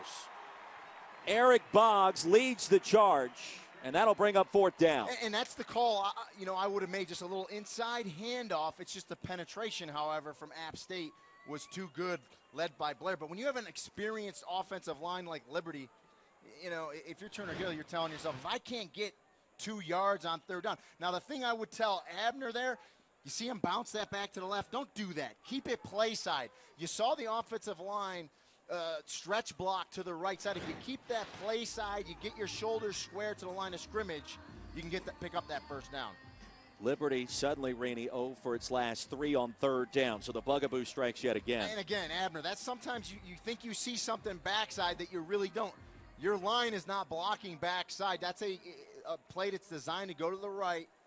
You saw the blocking there on the replay. Just keep that play side and try to pick it up. Well, head coach Turner Gill looking on. He's one of the top quarterbacks in the country, playing at Nebraska back in the early 1980s. Actually finished 4th in the Heisman Trophy voting in 1983. Was a finalist. 28-2 record as a starting quarterback. You mentioned his stints at Buffalo and Kansas. He took over this job thinking the Flames are going to go to the FBS ranks. It looks like that's a distinct possibility, but he's got a pretty good team this year from what we've seen. Phenomenal facilities up there in Lynchburg, Virginia. That's one thing. They got the money. They got the backing to go FBS. And we asked Turner, what's the biggest difference from Liberty to Buffalo and Kansas? And it's really recruiting. Liberty tries to recruit a little different player, and you're always going to recruit a little bit of a different player when you're at the FCS level than what you would in Kansas in the Big 12. But he's done a good job of getting athletes in here. And Liberty, talking about their money, they have the finances to recruit the entire country, which most FCS programs don't. Here's Trey Turner, punts this one away, caught by Beathard inside his own 20-yard line. And after a punt of 36 yards, it'll be 1st and 10 for Appalachian State. I think that was one thing that Turner Gill also wanted to clear up. You don't have to come to Liberty if you're just interested in studying religion. Correct. They have other outstanding programs, business, and a wealth of other programs. You're right. He said it. It's one of the finest religious institutions in the nation, but that doesn't necessarily have to be your thing if you want to go there. Obviously, anyone is accepted at Liberty if you're a good individual, a good citizen, and, in Turner Gill's eyes, hopefully a good football player. Mountaineers with 3 timeouts and 1 minute and 37 seconds to work with. And Malachi Jones, quick pitch and catch, steps out of bounds at the 25. A pickup of 7 yards. And obviously with 1:34 left in the half, if you're App State, you want to move down the field, get some type of score, some type of momentum going in the half. Obviously a touchdown to tie it up would be great. Field goal would be nice. But the one thing you don't want to do is have a catastrophic turnover, which we've seen a couple of them already today. On second down, Lamb with all kinds of time. There's Jones. There's the catch. And he's all the way down inside the 25.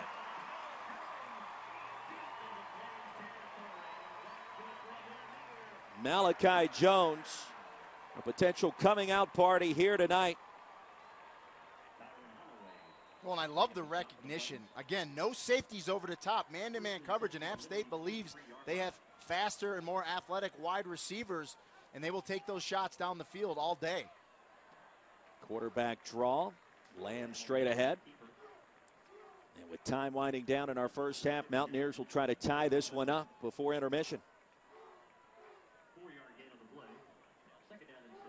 Second down and 6.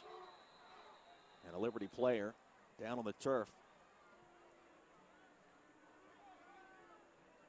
And I believe that's Dylan Llewellyn, standout linebacker and second leading tackler on the year.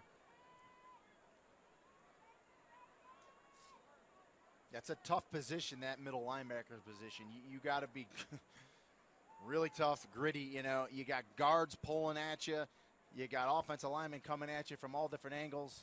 And then when they're done, you got the fullbacks coming at you. So you usually your Mike linebacker, your middle linebacker is the toughest guy on the team.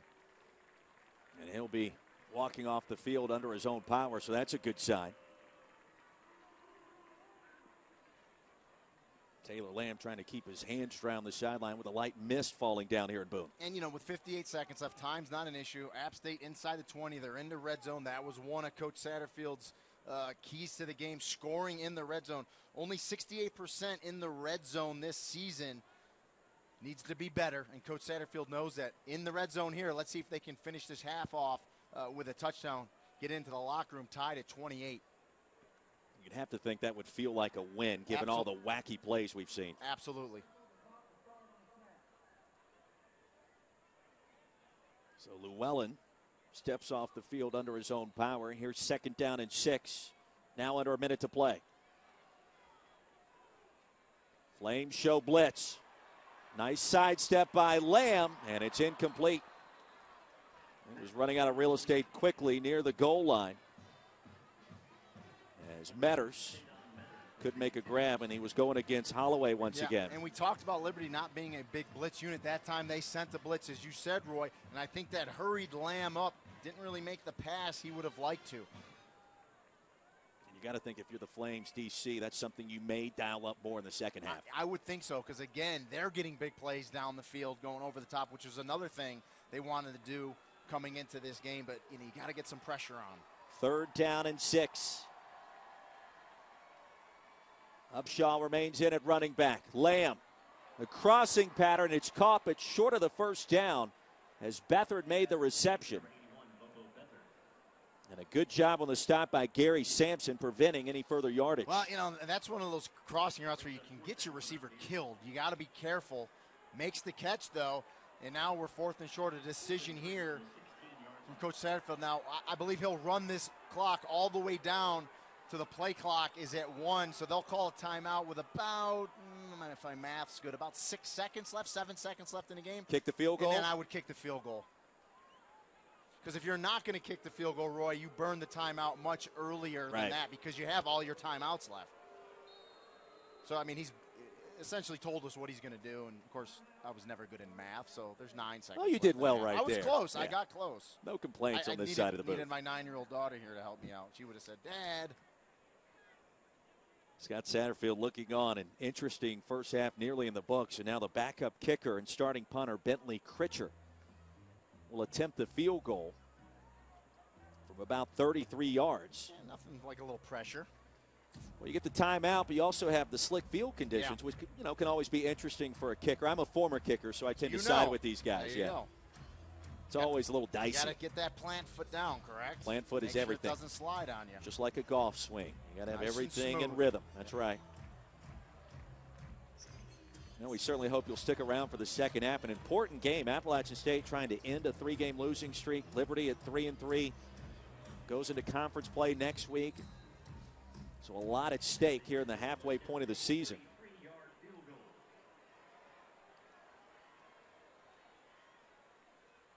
Snap, spot, and kick. Plenty of distance. Kick is up. It is good. And the Mountaineers strike yet again, now trailing Liberty 28-24 after the 33-yard field goal. You know, obviously they would have liked to touch them, but listen, they got to drive. They had 1 minute 34 seconds when they took over the ball. They drive down into the red zone and they get points. Something positive to build on in the locker room at halftime. Coming up at halftime, we are expecting to touch base with interim athletic director Rick Beasley of Appalachian State. And we'll talk about this transition into the FBS ranks and into the Sun Belt. They've also recently hired a new coach here in the last week. Of course, Rick Beasley, also a former player here at App State, so on homecoming. Yeah, Rena, you got to think this means a little bit more to him, right? And absolutely, and you said it before. Scott Satterfield played here, his college days here, and you love that because you almost feel more invested in the program when you're an alum and you played there. You've bled, you've sweat, just like the players are doing now. And you know, every time I come here, it's a beautiful college town, great stadium, great facilities, and great tradition too. And there's no doubt. And we talked about the young team, a lot of young scholarship players as they grow, as Coach Satterfield really implements his wisdom on this program. There's no doubt they will be competing for Sun Belt championships. Well, you think about Appalachian State, 2007 at the Big House, the upset. Lloyd Carr never the same. Michigan football. Well, and not only, you know, everyone remembers that win, but they went on to win the national championship. You know, the FCS, formerly 1AA national championship that same year. And one of 3 back-to-back titles. As the squib kick will be down inside the 30 and 2 seconds remaining. We'll see if Liberty tries to get cute here. My hunch is they probably will not. No. They'll take that 4-point advantage. Thank you. Yeah, take the knee, get to the house, and if you're Turner Gill, you're thrilled. You're up on the road against an FBS opponent. You couldn't be more happy. Another second FBS foe they faced this year. They challenged North Carolina, had a late third-quarter lead in Chapel Hill early on. So this team has shown. Yeah, and it's been a first half of big plays. I mean, 3 pretty major critical errors by Liberty special teams, but yet they're still going to go into the half up by 4. So he's got to be really happy, does Turner Gill. A first half that features over 550 yards of total offense, a scoop and score, a muff punt for a touchdown, and just about everything else you can imagine is in the books. And Liberty leads Appalachian State 28-24. Stay tuned. Coming up, our halftime report here at The Rock right after this. This is the Capital One Halftime Report. And welcome back to The Rock. Halftime continues. Appalachian State trailing Liberty 28-24 in an action-packed first half. And welcome back inside the booth. Roy Philpott now joined by the interim athletic director here at Appalachian State, Rick Beasley. And Rick, it's great to see you. And I know a lot of things going on right now at Appalachian State, primarily the move into the Sun Belt Conference this year. Yeah, it's been a big move for us. We're in our second year transition. Moving back to FBS, we were Division I up to 83. So it's been kind of fun for all of our student athletes to go to new places and getting ready to travel to places they've never been before. Well, you know, it's been a fun first half here. You know all about what it's like to play football here, All-American wide receiver. And today on homecoming, I would imagine it really feels very special for you. Yeah, homecoming's always special. We've got a lot of players that come back for this game, players that have played the game and worn black and gold, and they're excited. Game's been pretty exciting. We wish we hadn't fumbled as much as we have, but we'll be all right in the second half, I think. Well, you were thrust into this new position back in August. You've already made a hire, a new women's basketball coach here just in the last 10 days. Talk to us a little bit about that and what that has been like for you so far. Well, it was a little quicker than you'd like. Typically, you'd probably like to hire a basketball coach in April, but we had some really good applicants for that pool. And Angel Elderkin came to us from LSU, her first assistant, and we were really excited. She spent time at Tennessee, Virginia, and finished at LSU before she came here. So the transition into the Sun Belt Conference, it's been interesting, and it's been challenging at times. It's a very young team, 49 freshmen currently on the roster. But from your perspective, what kind of challenges does it present to make this full-time transition now? Well, in football especially, you got to build the program. It takes a few years to get the players where you want. You can look at the physical size of where we are. We got a lot of freshmen and sophomores playing. But we feel pretty good about where Coach Satterfield's got us and think that in the near future we'll be pretty competitive. Well, you also have a new men's basketball coach as well, Jim Fox, and I know that there's a lot of excitement surrounding his arrival to the program. An upbeat, energetic coach, likes to recruit, and no expectations will be high in very short order for App State basketball. Oh, yeah, he's undefeated just like Angel, and he's excited. He's been around Boone since April, and he kind of wants to be the mayor of Boone. But he's done a great job externally. His players like him, and I think that up-tempo team, we've had trouble with Davidson ourselves, so we're excited about that system coming to Boone. My final question for you. You got a key for me in the second half so App State come back and get this win on homecoming?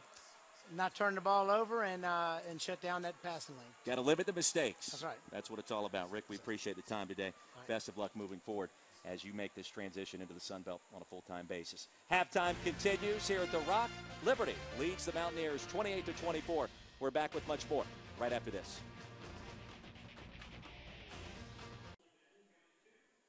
Hey, back here at the Rock, halftime continues. 28-24 our score. Appalachian State trailing the Liberty Flames. And hi, everybody. Glad you could join us once again. UMass Hall of Famer Rini Ngolia here with Roy Philpott. An exciting first half, Rini. A lot of big plays. The turnovers, as we heard from A.D. Rick Beasley, well, they've got to come to an end if App State's going to come back. Yeah, I mean, we've seen everything in this game. Big plays in the pass game, running game, special teams. But you have to protect the football. That's the key to any offense, any defense. And right here, we see App State starting this game after they pick up the onside kick, and Cox right there off right side with the end around for the touchdown. But Liberty answers, does a nice job coming back on the field with a 75-yard drive. That was Abner there. And again, Liberty answers the big tight end. Rumbling. Dexter Herman carrying the defender in. And it's just really back and forth all game long. That time, Taylor Lamb hits Sims McElfresh over the middle, good speed to get it in there, and they were just rolling. It felt like the defense started to take hold for a little while at the very end of that first half. You see the muff punt there recovered by Croft for the touchdown. They're going to both of these teams going to need to do more of that, find ways to dial up pressure on the quarterback, take advantage of the big play opportunities. But defenses, where are they? Where are they going to be? Offensively, you're right, Roy. These teams did exactly what they want. All the X's and O's going on inside this locker room right now are defensively. What adjustments are we going to make to slow down the other offense? And then, of course, we talked about it. You have to hold on to the football. Turnovers will kill you. Kenny Scott fumble return from 39 yards out for the score. You see the stats, over 550 yards of total offense. Points off of turnovers, going to continue to be critical. And can Liberty, Rini, establish its ground game at some point? Yeah, it amazes me, and this is because the turnovers, points off turnovers, that they're leading this game at halftime with only 3 rushing yards. Turner Gill said they had to run the ball. Well, guess what? They're not running the ball, and they're still winning. But I would suspect they are going to try to run the ball a good amount in the second half. Other stars in those first 2 quarters, Josh Woodrum, 15 of 16 passing, and you see the 218 yards through the air. Our second half kickoff is coming up here at Kit Brewer Stadium. Liberty, a 28-24 halftime lead.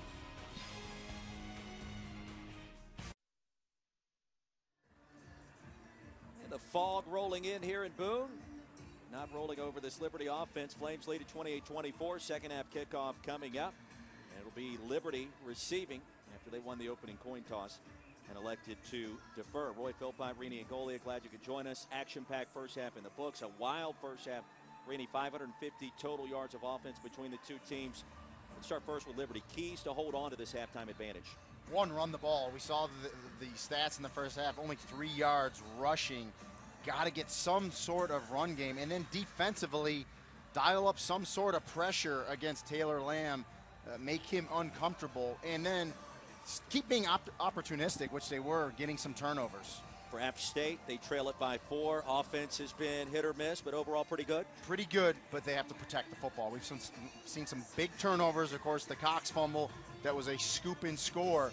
Got to protect the football. Keep doing what you're doing. And they, too, on defense, have to get some pressure, whether it's with their defensive front or dialing up some blitzes on Josh Woodrum, the Liberty quarterback. Flames score on 3 of their first 4 first-half possessions, a couple of punts to end things.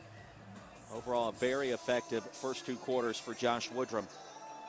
Could be the first team all Big South quarterback this season, one of the top QBs in Liberty football history. Pritchard's kickoff. It'll be banged out of the back of the end zone again for a touchback, and so Liberty takes over at its own 25. Well, Critcher's done a pretty nice job today stepping in for Maddox, who's out of this contest with a lower back injury. Made a field goal. I was going to say, big 3 points right before the half. Stepped right in there, knocked it through. And, you know, in a game like this, back and forth, that 3 points could be really big. Woodrum's numbers outstanding. Well, the quarterback efficiency percentage there has got to be through the roof. And he'll take things over on 1st and 10 to begin this second half. Flames coming in at 3-3. Appalachian State at 1-4. They've lost their last 3 ball games. Both teams desperate for a victory. And the handoff to Abner. He goes nowhere. Brought down behind the line by Ronald Blair. And, you know, there you go. Liberty tries to get the run going. We talked about him in the first half. 49, Ronald Blair, left defensive end. He's just too fast for the offensive tackle. He's got a great first step. Good penetration. That's one of the things Turner Gill was worried about as well. Stopping penetration. That time, Blair gets it, and he gets the TFL, the tackle for a loss. His 7th of the season, the 2nd tonight. 2nd down and 12 coming up. Herman in motion, the tight end. Mountaineers bring pressure. Gotten out of there quickly over to Dante Shells. Gain of 7 yards. It'll bring up 3rd and 5.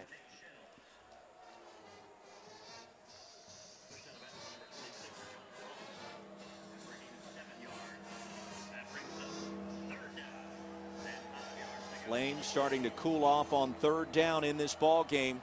Now 3 of 6. And 0 for its last 3.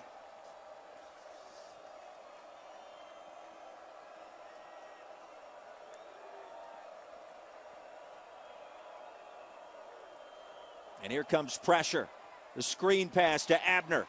Dances his way. Good enough for the 1st down and finally brought down crossing the 40-yard line. And they dialed up the right play call there. Yeah, what do you do against an aggressive team that comes after you? You hit them with draws and screens. That time, a little dump screen to Abner. The offensive lineman get out, and it's a nice 3rd down conversion. You're going to see the pressure coming quick up the middle. Good job by Woodrum to get it to Abner. The offensive line gets out in front, and they move the chains again on 3rd down. Finally brought down by Tyson Fernandez. From the 43. Backside pressure. Woodrum gets rid of it. And just past his intended receiver, Dante Shells. Well, they found something with Shells tonight. He came in with just 12 receptions on the season, already close to 100 yards today. And you see he had a step on the defender once again. I think if Woodrum had a little more time, he could have put a little more air under that ball, and they might have had another big completion. And one of the things we talked about at halftime, trying to find ways to get pressure on both of these quarterbacks. Appalachian State very aggressive with defensive coordinator Nate Woody so far. 2nd and 10.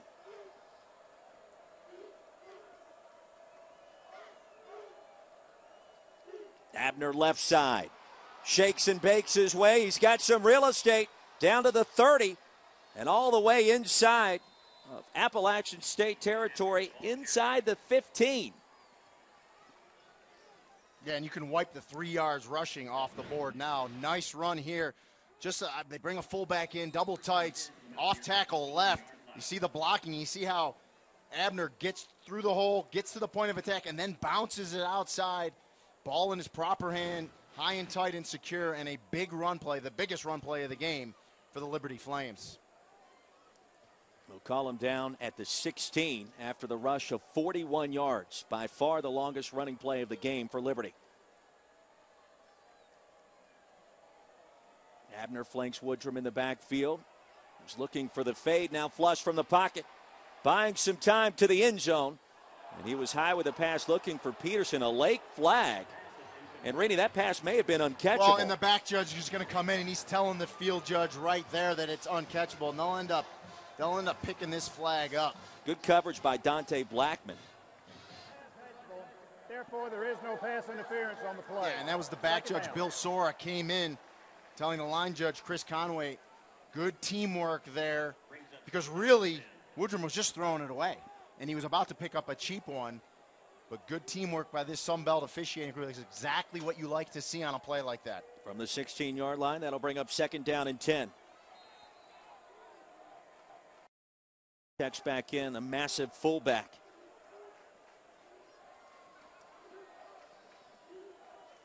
In the diamond backfield, no wide receivers. There goes Peterson out.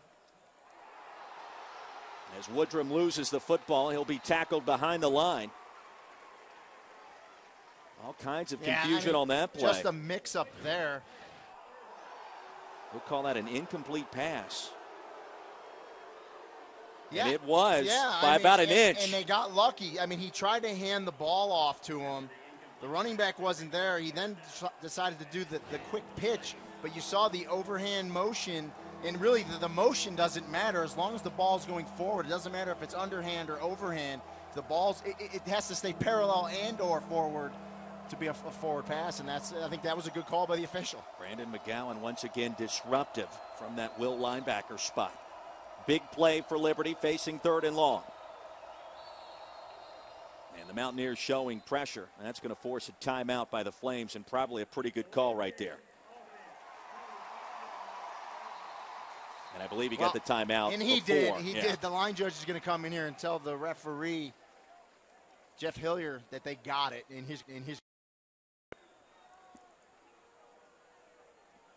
I love it when you're all over these Correction. calls. Timeout is charged to Liberty. It's their first timeout of the half. And the way this game has gone, the flow and the back and forth nature, that timeout loss there could be costly later on. Then again, in red zone territory, it's kind of crucial. It's a good call. The play clock's running down, and you could see App State starting to dial up some blitzes. They definitely didn't like what they saw. Bang the timeout right there. It's a good job by Turner Gill. All right, so Woodrum now 17 of 22 through the air. Obviously a lot of damage, 230-plus yards. 3rd down and long. What are we looking for here? You know, you want to dial some of. They've had success rolling Woodrum out, flooding his zone. What you tell Woodrum here is you're in the red zone. We have an excellent kicker. Don't force the issue. If you can get the 1st down, we're going to pick it up. If not, throw the ball away. We're leading in this game. As I said, a good kicker in John Lunsford. Let's try to put another 3 on the board. It's important in a shootout game like this. Every time you get down here, you've got to put points on the board, whether it's a touchdown or field goal. Another thing you always hear from coaches, the first 5 minutes of the 3rd quarter, so important. You'd hate to not get points right here. So a field goal, you live to fight another day. Abner in the backfield. He will flank Woodrum in a 4-wide receiver set.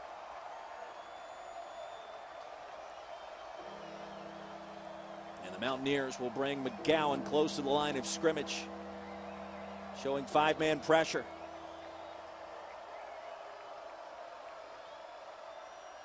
Woodrum with time towards the end zone, and it's incomplete. Looking for his tight end, Dexter Herman. And it was broken up nicely. Doug Middleton able to get his paws on it that time, Rainey. Middleton shoots there and doing a nice job from that free safety position, just reading the eyes of Woodrum. Watch him come here at the last second break on the ball. Almost picks it off, which would have been great for App State. Just what I said Lunsford or Woodrum doesn't need to do, force it in there. They get a break there, and they're still getting an attempt at this field goal. Lunsford, a career long of 60 yards a week ago, to force overtime against Richmond. This one from 33 yards out, and he bangs it through. So the Liberty Flames answer the late first half field goal by Appalachian State, and our new score, Liberty leads App 31-24.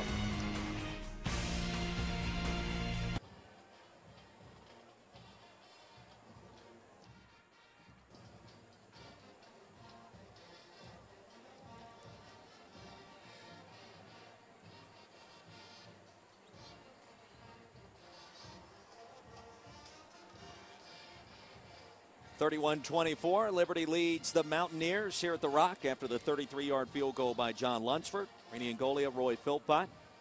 Just underway in our second half. Entertaining game thus far. A lot of fireworks, a lot of offense. We'll see what App State can do now. It's first possession. Yeah, and it's going to be one of these games, Roy, where it's punch, counter punch. You got to answer. You know, neither defense is really stopping the offenses. They're really stopping themselves. So we'll see what Scott Satterfield and the Appalachian State offense can do here on this first possession of the second half. Mountaineers have been fairly diverse. 89 yards on the ground, 235 through the air. So it's pick your poison. You'd like to think if you're an App fan, you can establish that ground game. Maybe hit play action again. They were very effective with that. Yeah, and I think you have to do that. You know, they like to be about 60-40 run to pass, but you got to be positive on the run game. You got to have those positive runs, and as you said, that will set up your play action pass. And Liberty likes to play a lot of man coverage, and we've already seen some big plays over the top by Taylor Lamb to his receivers. Isaiah Lewis back deep to receive. This Lunsford kickoff. Good luck with that. He's been outstanding. One of the strongest legs in the country. Lunsford to kick it away for the Flames. As we creep closer to nighttime here. And it'll be 1st and 10 for Appalachian State at its 25. He was trying to put it through the uprights. Hooked it a little left. The one theory I've had in football, if you want to change the rules and make it more interesting on kickoffs, if the kicker sends the kickoff through the upright, give him 1 point as we look at the first half possessions. I got a good laugh out of the Mass Hall of Famer, right? I don't think it's going to happen, but hey, what the heck? It's interesting. A couple of fumbles, some early TDs, a field goal there at the very end. It seemed like they reestablished momentum with what they wanted to do. They did. The first fumble, though, remember they were in the red zone. That hurt. You have the fumble with the scoop and score, and then the interception. They were down in the red zone as well. So all costly turnovers for App State, and they have to clean that up here in the second half. Lamb will spin it. He's got his target, Malachi Jones. Pickup of 9 yards, and Jones is having himself quite a night so far. Now his 5th catch and over 100 yards. Nice hands by Jones. The throw was behind him. You saw he turned his body, made that catch with his hands. Good job by that young man. Officially a gain of 8 yards, 2nd down and short. And the handoff to Upshaw. Has some running room. That's another 1st down. Interesting, since the fumble by Marcus Cox, we haven't seen him. And I don't know. I mean, we're not with the program every day. We don't, I was talking at halftime. Cox really hadn't had a fumbling problem coming in to this season, but he's fumbled, I believe, 3 times this year. So I think maybe Coach Scott Satterfield said, hey, someone else's turn. Lamb's got a man wide open. Beathard's got it. Touchdown, Mountaineers. A quick strike offense is back in action here at the Rock.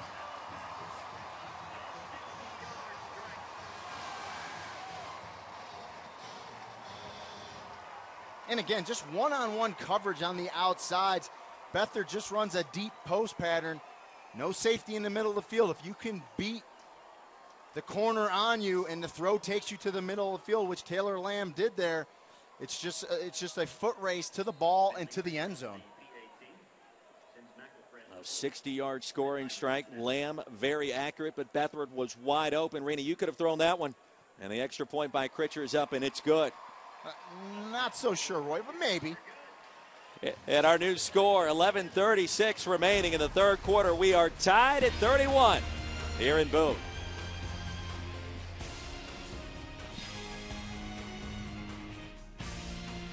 Tied at 31, 11:36 remaining in our 3rd quarter. Taylor Lamb now over 300 yards passing. And Bobo Beathard, his first career touchdown pass on this play. And just a little play action pass, enough to hold the coverage in a little bit. Beathard runs that post pattern and goes right by the defender. Nice route, nice throw, nice execution. Those big plays so far have been wide open for both teams, and we expect to see more of that coming down the stretches. May take 50, maybe 60 points. Well, I mean, Lamb's over 300 and really have the whole second half to go. 3 plays, 75-yard drive in less than a minute.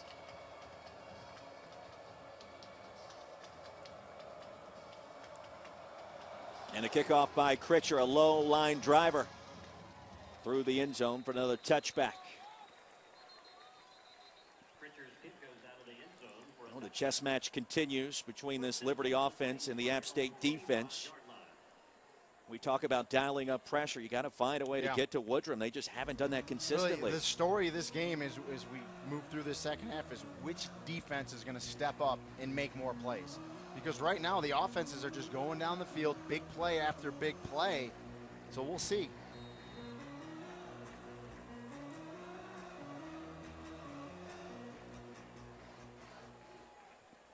Josh Woodrum, a junior quarterback from Roanoke, Virginia. Completing over 62% of his passes this season. He's been rock solid so far tonight. And Shells in motion, play action. Looking deep, Dante Shells. Did he make the catch? He did. The coverage was there by Dante Blackman, but it still wasn't enough, and the outstanding game for Shells, who now is over 100 receiving yards, continues. And to safety, number 10, A.J. Howard comes over from the middle of the field. Looks like he's going to make the play, but Shells reacts to the ball and comes back and makes the catch. Just a nice job by him. Come back, make the big play. Pick up 36 yards. And Liberty, just like that, in Appalachian State territory. Play action. Woodrum again to the air and behind his intended receiver, Gabe Henderson. One of the few mistakes he's made today. Yeah, well, you know, and it's kind of a little bit on Henderson, too. Once you clear that zone and you've got that open spot, just sit down in it. Don't keep running through the zone. Sit down, let your quarterback put it on you and make a nice play. And that last completion by Woodrum, now fourth in school career passing yards. And I'm just going to go out on a limb and say he's going to pass for over 300 today as well. He may pass for twice that. Yeah, both these quarterbacks are on pace for going over 400. Second down and 10 in a back and forth affair here at the Rock. Here's Abner, right side, and dances his way for two, call it three. Well, if you're Liberty, you still have to stay patient with your running game to keep that defense honest. Well, and here's the down, 3rd and 8, long down. But listen, I don't know if they'll do it, but they're technically in John Lunsford's range. We'll see if App State and defensive coordinator Nate Woody dial up any pressure to try to get in the face of Josh Woodrum here. Empty backfield, 3rd down and 8. And a timeout will be called by the Mountaineers, their first of the second half. Yeah, and they didn't like what they saw when Liberty broke the huddle with that empty set, no running back in the backfield. 31-31 ball game. Over 10 minutes to play in our third quarter, and back with more after this. 31-31 ball game. 3rd down and 8 coming up for the Liberty Flames. Appalachian State in need of a stop.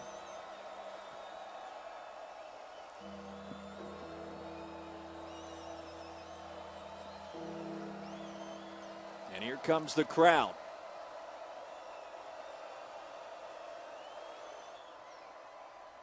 Woodrum, flush from the pocket, down the field's got his target. That's good enough for the first down. And a nice job of just extending that play, Reaney. Dante Shells, another grab. He gets up slowly, but not before he picks up the first down. Shells finds the open area in the zone, and you're right. Woodrum passer all the way. As the pocket broke down a little bit, rolled to the left. Never thought about running it, kept the head up, and threw the strike to Shells for the first down. I formation. Fullback checks back in. Fawala Al. He'll lead the way for DJ Abner. The toss sweep. And Abner stretches his way back to the 20-yard line. Tyson Fernandez with a tackle. And good defense there. That's what you need to do. Come up, hold on to that. Hardest thing to do is tackle a running back or those good skill athletes in space. Nice job. Come up there, make the tackle for no gain. Fernandez and also Joel Ross. 2nd down and 8.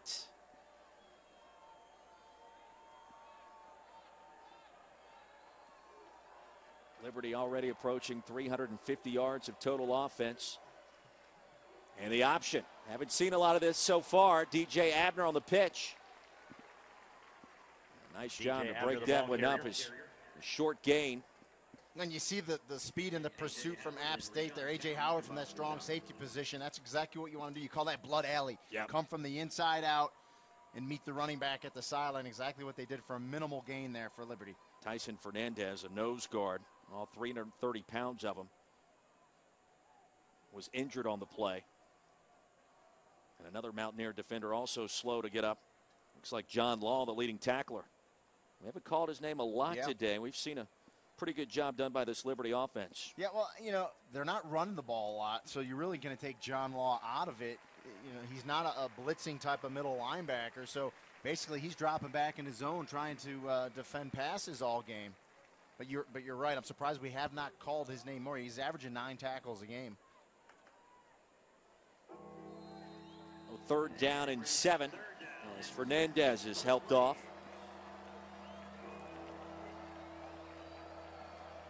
And a big play for both sides in a tie contest. Abner in motion. And here comes the blitz. Quick pass to Peterson. It's incomplete. And Woodrum and his leading wide receiver not on the same page. Yeah, they try to go back shoulder. I like that play. It's the hardest pass to defend in football. It didn't sync up. I think Woodrum threw it a little bit too quick on those back shoulders. The key is give your receiver a chance to catch the ball. If he doesn't catch it, no one catches it. Joel Ross in coverage. Here's Lunsford on for the field goal attempt from 35 yards out. Converted on his lone attempt thus far from 33 a few moments ago. This one from the right hash. He's got the distance, and the kick is good. So Liberty back out in front on the 35-yard field goal by Lunsford.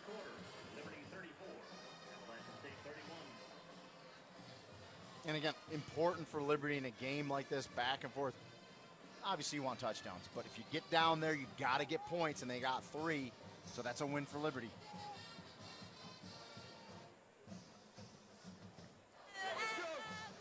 Homecoming here at the Rock. Appalachian State trying to snap a 3-game skid against an old rival from back in their FCS days. Liberty's trying to make the transition at some point in time to the FBS level, and they're trying to put their best foot forward here tonight. And so far, they've done exactly that, grabbing this 3-point advantage once again.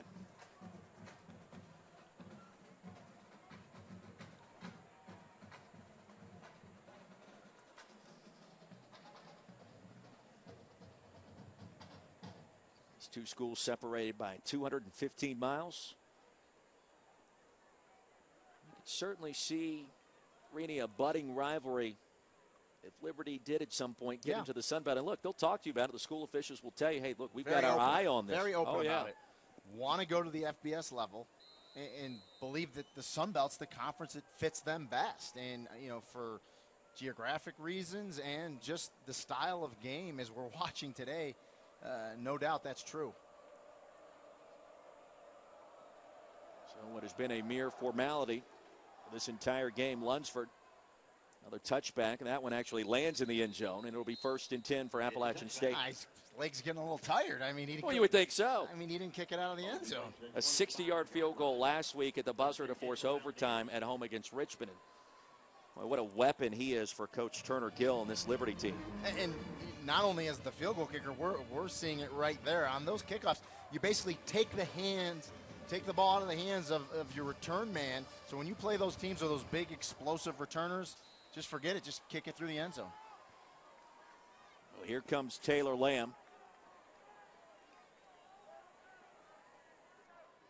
The freshman quarterback making just his 4th start of the season. Handoff Upshaw, stacked up at the line, and bullies his way ahead for a yard, maybe 2. And the biggest difference, I think, between Upshaw and Cox is Upshaw looks to cut it back a lot. He doesn't like to keep it play side. I think Cox does a better job, and he's more experienced of knowing where his offensive linemen are going to be, where the hole should be, and has a better feel running the ball.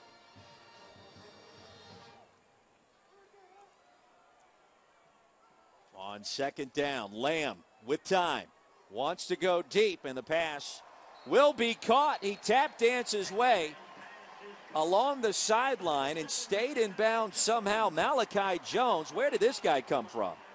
Well, now they're going to call it incomplete. You see the hat off of the field judge there, threw his hat, so he's saying. Let's take another look at this one, Rainey. Tell me what you see.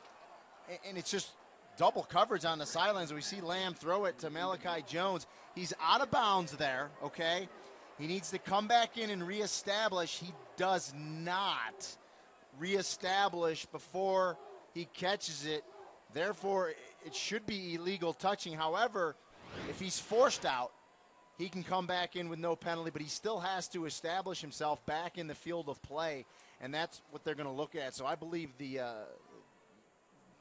the call on the field was overruled to incomplete, so right. That's what they're looking at. So remember, you have to have 100% indisputable evidence in video to overturn that, and I think video clearly shows that he did not reestablish himself before he caught that ball back in bounds. And pass is ruled incomplete. Sunbelt officiating crew, Bob Cusera. Yeah, and he confirmed it, and we're looking at it right there. He comes back, he makes the catch, and he actually comes back in and makes the catch. However, he was not established in the field of play before he caught it. It was kind of simultaneous, so that's a good call by the officiating crew. Again, kudos to this Sunbelt crew. They've been on it today, and this is a crazy, wild game with a lot of things going on, and they're pitching a shutout as well, calling a great game today. Listen to you giving some love to the officials. How about that? You know, usually we're beating them up. I don't even know who you are anymore with that kind of rhetoric. When they do well, I think they deserve the credit. Big play coming up for Appalachian State. 3rd down and 8.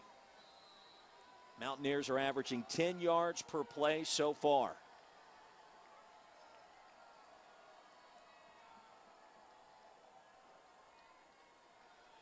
And Lamb delivers a rocket. It's caught by Beathard. Needed 8. He got 14, and that'll be good enough for the first down.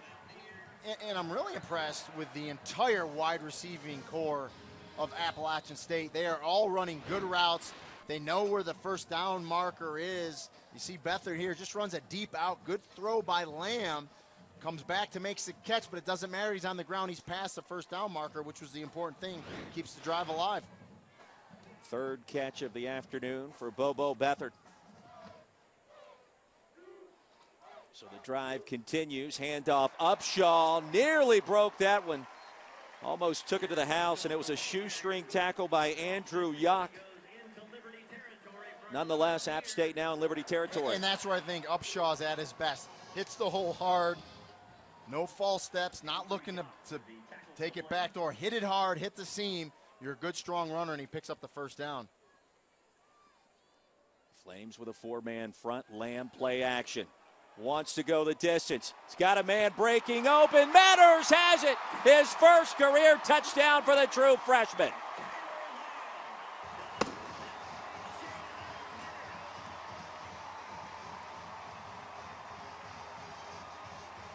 I mean, I don't know how many times we're going to see it, Roy. Man coverage, no safety help over the top. And Matters, again, just a deep post, beats the defender, and Lamb puts it on him for another big score. You know, Coach Satterfield said, we need to hit some plays over the top. Well, guess what? They're hitting some plays over the top today. Well, his wide receivers coach, Justin Stepp, told me earlier this week, unlimited potential for Matters. We're seeing that today as they take the red shirt off, and the extra point is missed. So a costly point after touchdown try there goes awry. And the score remains 37-34, so the Flames still within a field goal here, 6:42 remaining in the 3rd. And again, in games like this, we talked about every point counts, and you don't want to hook an extra point like that. Matters score, impressive in every sense of the word. A true freshman getting the job done.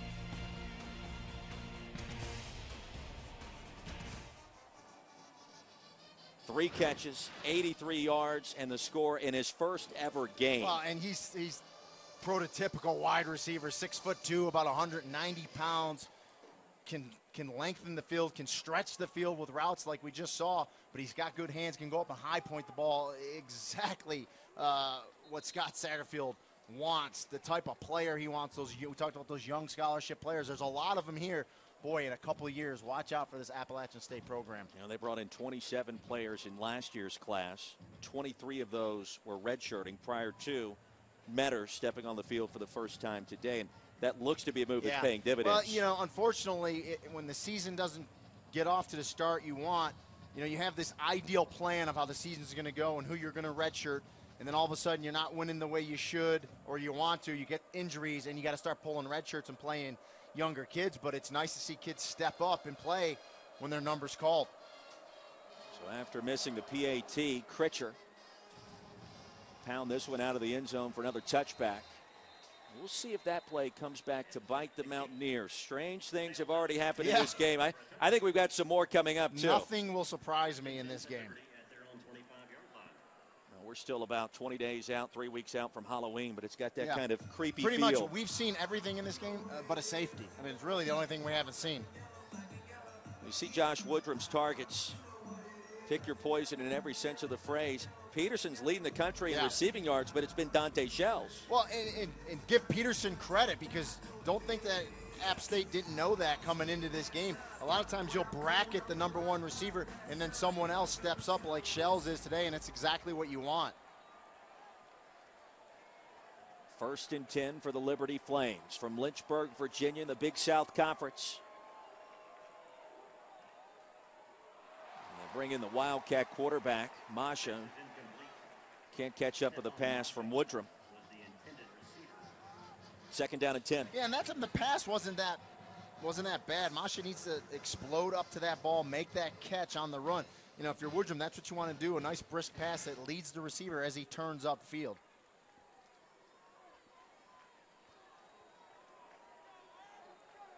(37-34), more than halfway through our 3rd quarter.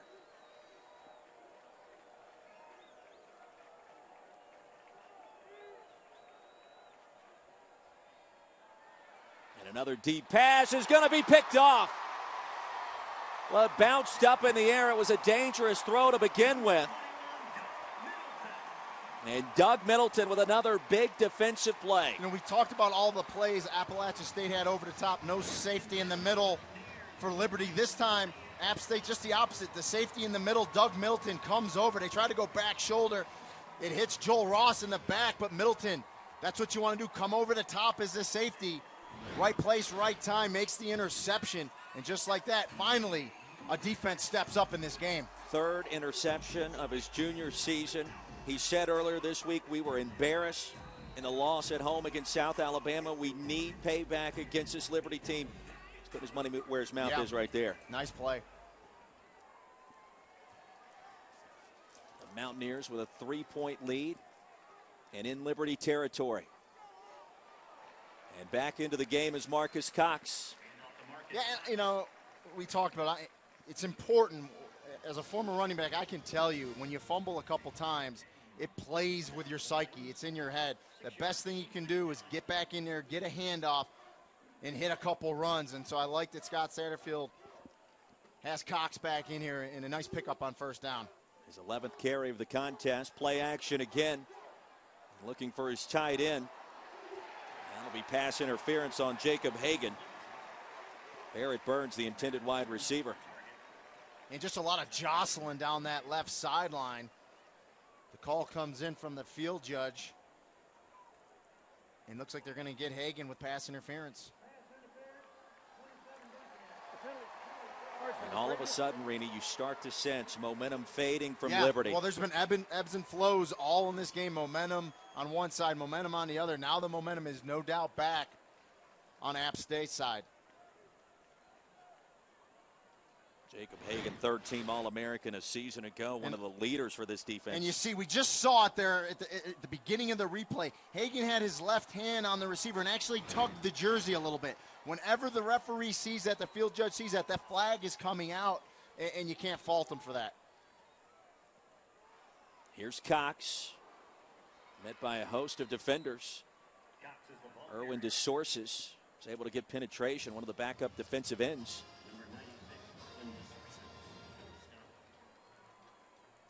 DeSources, a sophomore from Randolph, Massachusetts. And now we'll see if this Liberty defensive unit can step up, keep App State out of the end zone, keep them out from scoring any points, and get the ball back for their offense. Matters makes a catch, diving out of bounds right in front of Scott.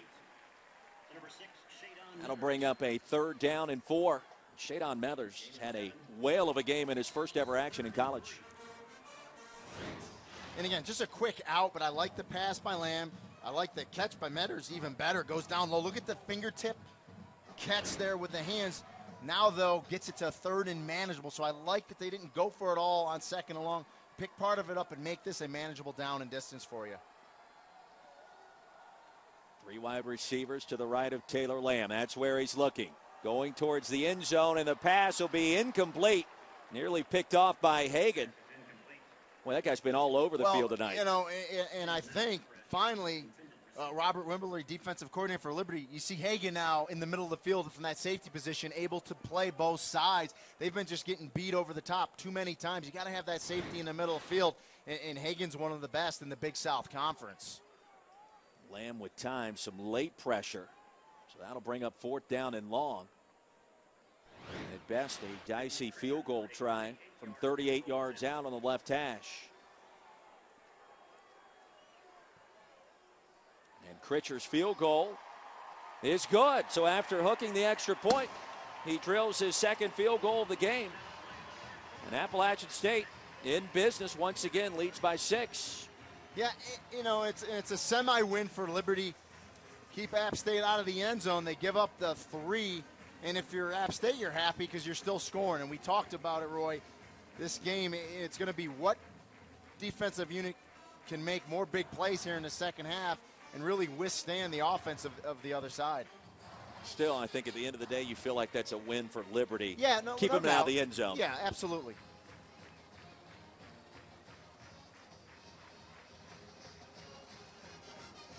So with 4:47 remaining, approaching dusk here at the Rock, a homecoming crowd having to like what they see so far, but plenty of work yet to be done. Yeah, I mean, 6-point lead we've seen in this. Nothing is safe. No lead is safe in this game. You know, I really can't recall a game that I've called with more big plays on both sides of the football.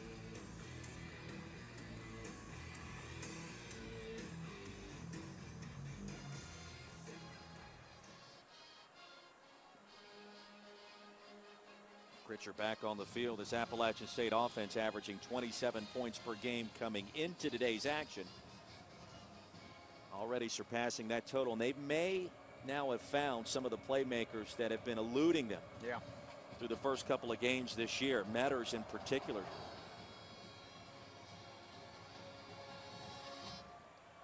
First and 10 for the Flames coming up from their own 25. Flames take over 1st and 10 from their own 25.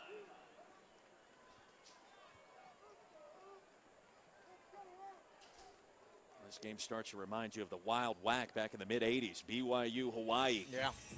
The Pony Express. You just never knew where the production was going to come from. And hey, we see so much more of this now in college football in a new era, a new world order. Yeah, really is. That's why I'm kind of interested to see that Alabama-Arkansas game today. You know, some old school football that I played, you know. You'll get a hefty dose of that. Yeah, a lot of big running backs. A lot of running backs coming at you, a lot of interior line play. DJ Abner left side, a pickup of 4 yards. Liberty doing just enough to keep this App State defense honest in the ground attack. Yeah, you know, not enough that I think Turner Gill would like, but you're right. Enough to keep him honest a little bit. We saw Abner with a 41-yard run earlier, so it's keeping App State honest, which could open some stuff up for Woodrum down the field, and we've seen it all game long. Approaching 4 minutes to play in our third quarter. Henderson in motion.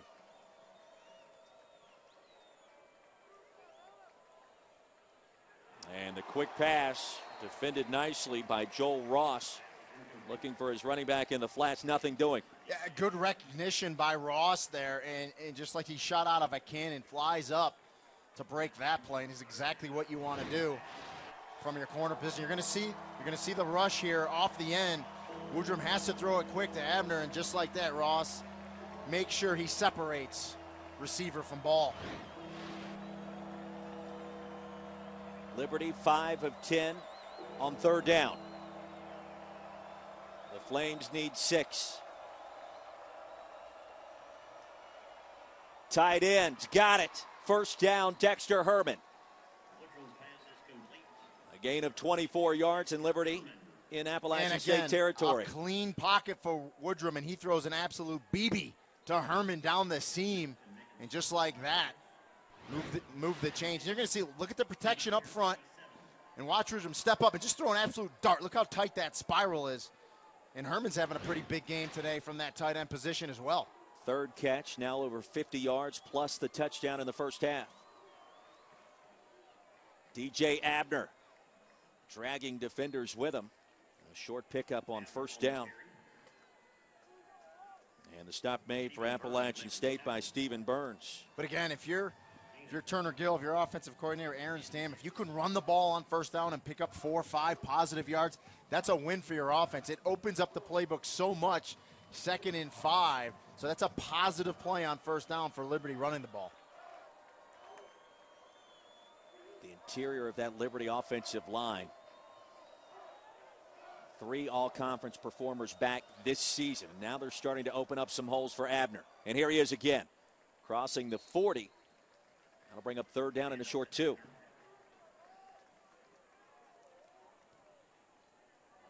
DJ Abner, 14 carries, over 60 yards, and now a touchdown as well in the ledger. He's had himself a pretty good game, kind of under the radar. Yeah. Big play call here, 3rd and 3, Roy. We'll see if they elect to try to keep it on the ground for a 3rd straight time, or maybe roll Woodrum out. But, you know, with the big fullback in there, double tights, I got to believe they're going to pound it in. But watch, and let's see if they try to sneak a little play action in here. Peterson, the lone wide receiver, towards the bottom of your screen. Handoff, Abner leapfrogs his way. He's got the first down. A nice-looking play by the running back, DJ Abner. And again, that's just an attitude. Running the football on short yardage, it's an attitude. 3rd and short, lined up, double tights, I formation, and they say, hey, we're going to come at you. We're going to get 3 yards, and we're going to keep this drive alive. So you got to love that out of the Liberty Flames. And a Mountaineer player down on the turf.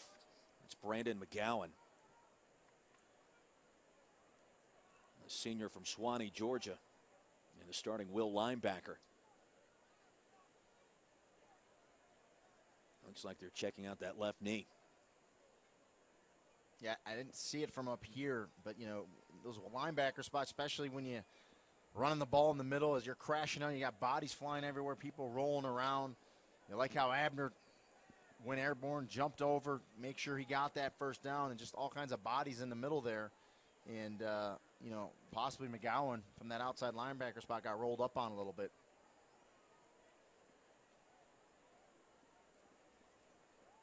And the crowd quieting down here at Kid Brewer Stadium on homecoming. McGowan's going to be helped off, putting some weight on that left leg. That's encouraging. Yeah. You're going to see McGowan's going to be right on the left side of the screen. He actually slides over, and there it is right there. He was getting blocked on the right side of the screen. As he was getting blocked, he got rolled under a little bit. It looked like that knee buckled, that left knee, but you know, hopefully not serious. He's walking off on his own power, as you said, Roy, so I would expect he's going to be okay. 1st down and 10. On the 36. A quick pass to Peterson, who's been quiet. Makes a nice move and has another first down. Finally stopped by John Law. And just when you think you've got Darren Peterson contained. Well, look, he's trying to get his 5th straight 100-yard game. He's inching closer to it. But, you know, I like the quick pass by Woodrum. You know, essentially, those quick passes to the wide receivers, really an extension of the running game. You get it out to him quickly, and you let him be a runner after the catch, and that's exactly what they did that time to Darren Peterson. 6th reception of the ball game. 1st and 10 for Liberty. Knocking on the door of the red zone. And again, the 1 wide receiver formation, I formation. Abner inside the 10, bowls over an App State defender, and it'll be 1st and goal. Surprising power for DJ Abner, the junior from Tallahassee. Did you say bowled over? Because he hit him like a Mack truck and ran him over. Watch Abner, a little slide step to the left. Good blocking up front. 56, Greg Ray. And watch Abner get low. Get under your pads. Hello. You better get low, A.J. Howard, number 10, because Abner just brought it to you. DJ Abner catching fire in this 3rd quarter. A gain of 12 yards. 1st and goal. Abner. This time tackle behind the line with a flag on the field. Osvaldo Sambo with a stop. That should be offsides, however, against the Mountaineers. Yeah, it's going to be a no play. They'll half the distance to the goal here. Was in the neutral zone at the snap. The penalty is half the distance to the goal. Repeat first down. Thomas Bronson, backup defensive lineman. Yeah, and that's a couple times today where App State has either jumped off sides or lined up in the neutral zone at the snap. And, you know, really the half a yard's not going to make much of a difference, but you get the down over again, and they had stopped them. But, you know, I really think this is an attitude here, and App State, or Liberty's going to go right at App State. Abner trying to get to the end zone, and he does his second score of the game. Number 2, DJ Abner. And DJ Abner knocking on the door of 100 yards rushing suddenly here in our third quarter. Give a lot of credit not only to DJ Abner for his running style downhill, I love it, but that offensive line that we talked about, Liberty, their experience. They ran a lot to the left side. Center Greg Ray, Jonathan Burgess, left guard, Max Summer, left tackle, doing an excellent job against that App State defensive front. Well, you got to give some love to the big uglies. That offensive line clicking on all cylinders for this Liberty team. The Lunsford extra point is up. It is good. Our new score, 29 seconds remaining in the third quarter, 41-40. Liberty now with the lead again. And we talked about the missed extra point that App State had earlier. If it can come back and bite them, and just like that, Liberty takes the lead in this game. You're a Hall of Fame running back at UMass. You understand what it's like for a back to get lathered up. We're seeing that, I think, right before our very eyes with DJ Abner. And look at the penetration by the offensive line, surging forward, moving App State off the ball. And then you have a running back with an attitude like DJ Abner that runs downhill, gets behind his pads, gets low, and he's just getting energy with each carry. He definitely looks like a stronger back here as we approach the fourth quarter. And boy, you know, Liberty, we talked about the ebbs and flows and the momentum. Now the momentum's back with Liberty. Back and forth we go. And I'll tell you this, Roy, I tell people all the time, I don't care if you run a multiple spread offense, if you're a two-back offense, I don't care what kind of skill players you have. You build your teams from the inside out, and it all is predicated on your interior line play, both offensively and defensively. You have to win the game at the line of scrimmage. Liberty has been doing that. The three interior linemen. Also, you mentioned Max Summer. How about Tanner Hartman, who transferred from Penn State over on the right side of that line at right tackle? An outstanding game for this front of the Liberty Flames. And Hartman's just a redshirt freshman, 6'4", 290, so he's going to be around a while. And, you know, the only senior or two seniors on that offensive line, Greg Ray, the center, and Mitch Hansen, the right guard. So a very experienced and good offensive line for Liberty. So here comes the Mountaineers offense, which in itself has been electric. Nearly 400 yards of total offense still in the third quarter.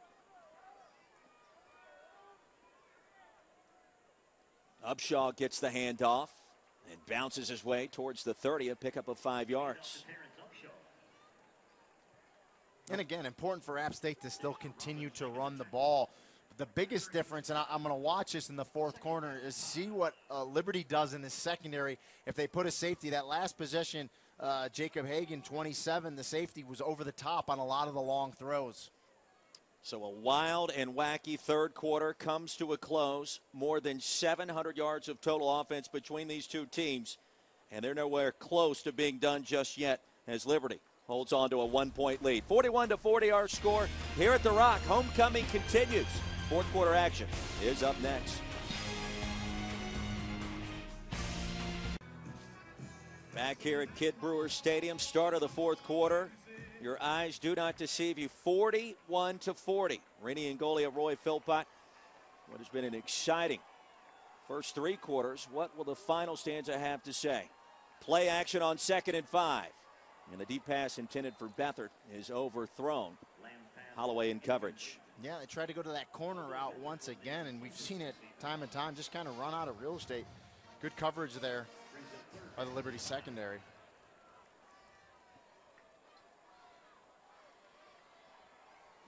So a very important 3rd down and 5. You see 6 scoring drives plus the fumble recovery, taking hardly any time off the play clock.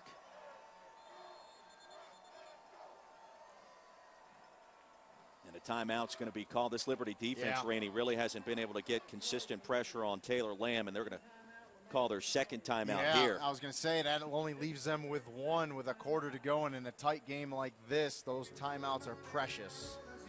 Well, Dominic Davis, a lone sack of the game for the Flames.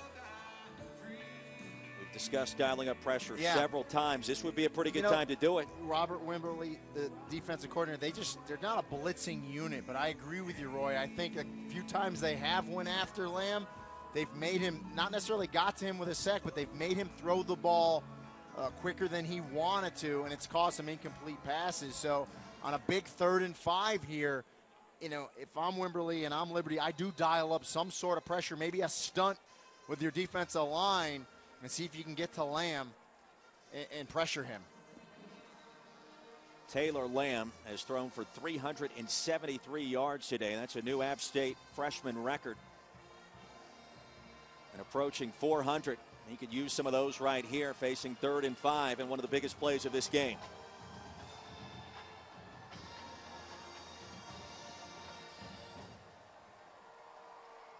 The true freshman out of the shotgun. Here comes the pressure. And the pass will be caught.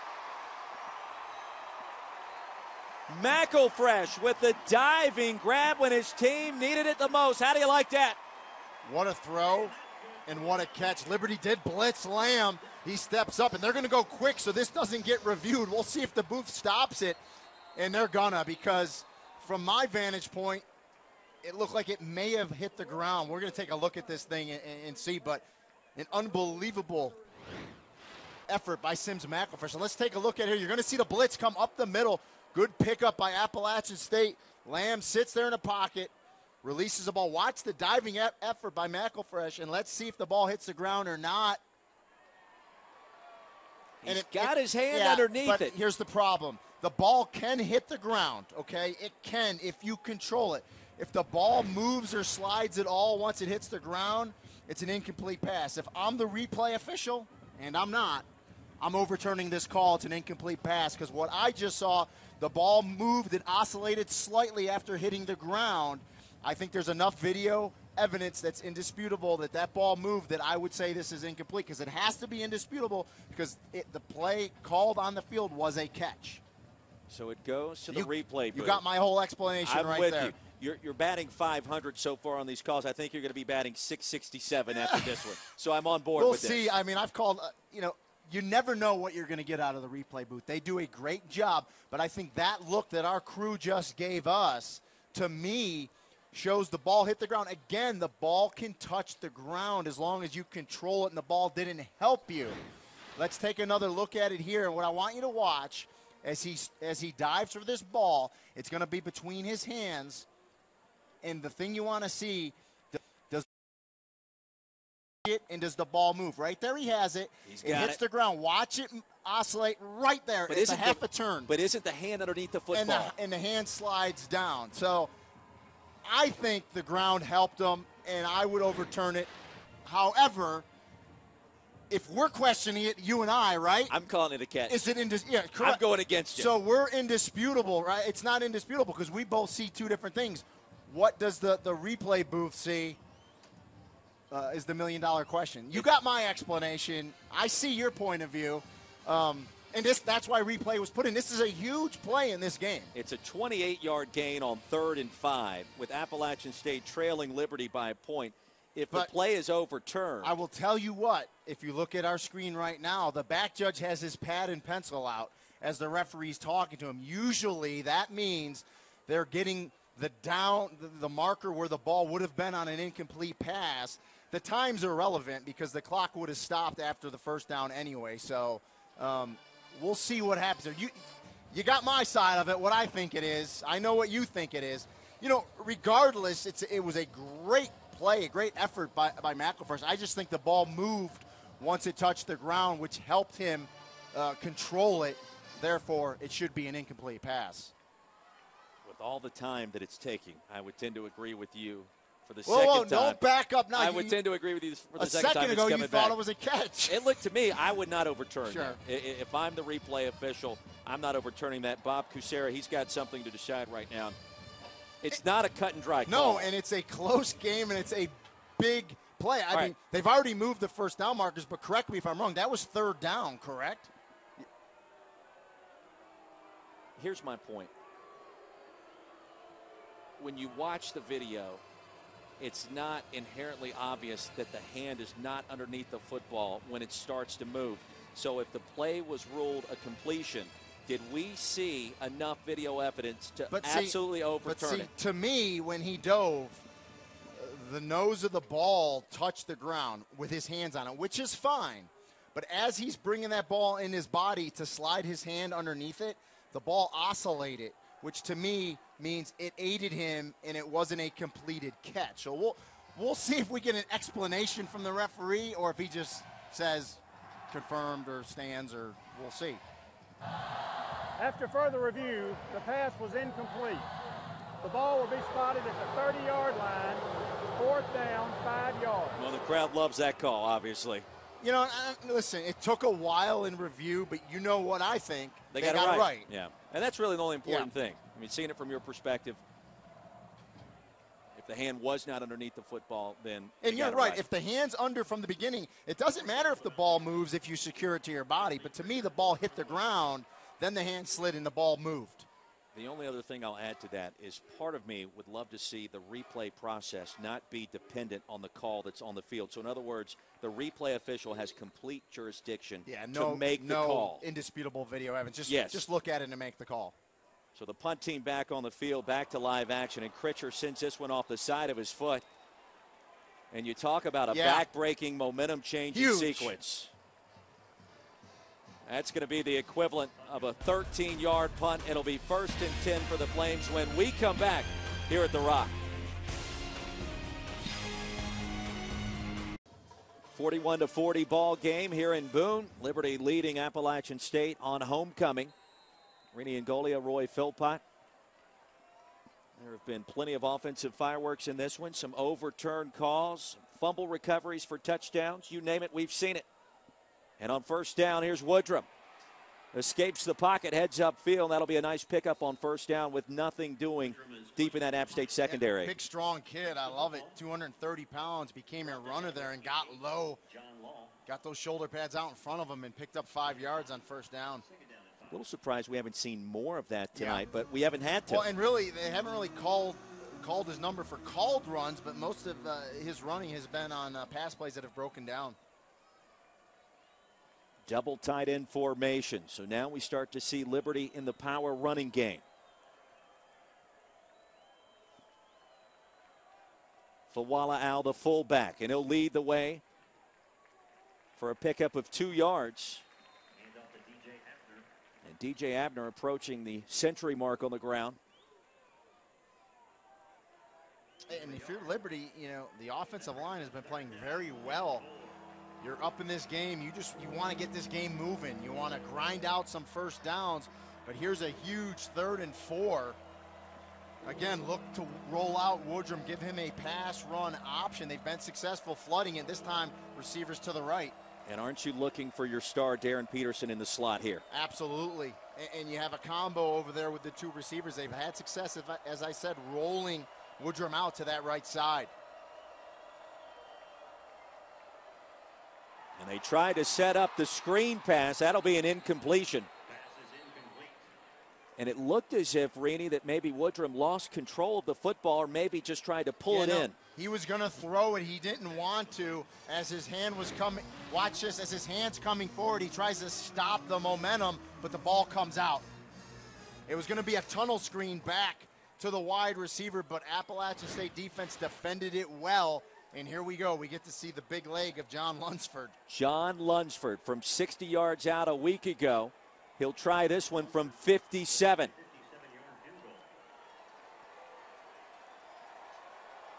Can he do it again? Snap, spot, kick. And he's got it. Lunsford. No, he missed it short. He came up short. Just didn't get the air under it he usually does. It was on target. Just didn't hit that one pure.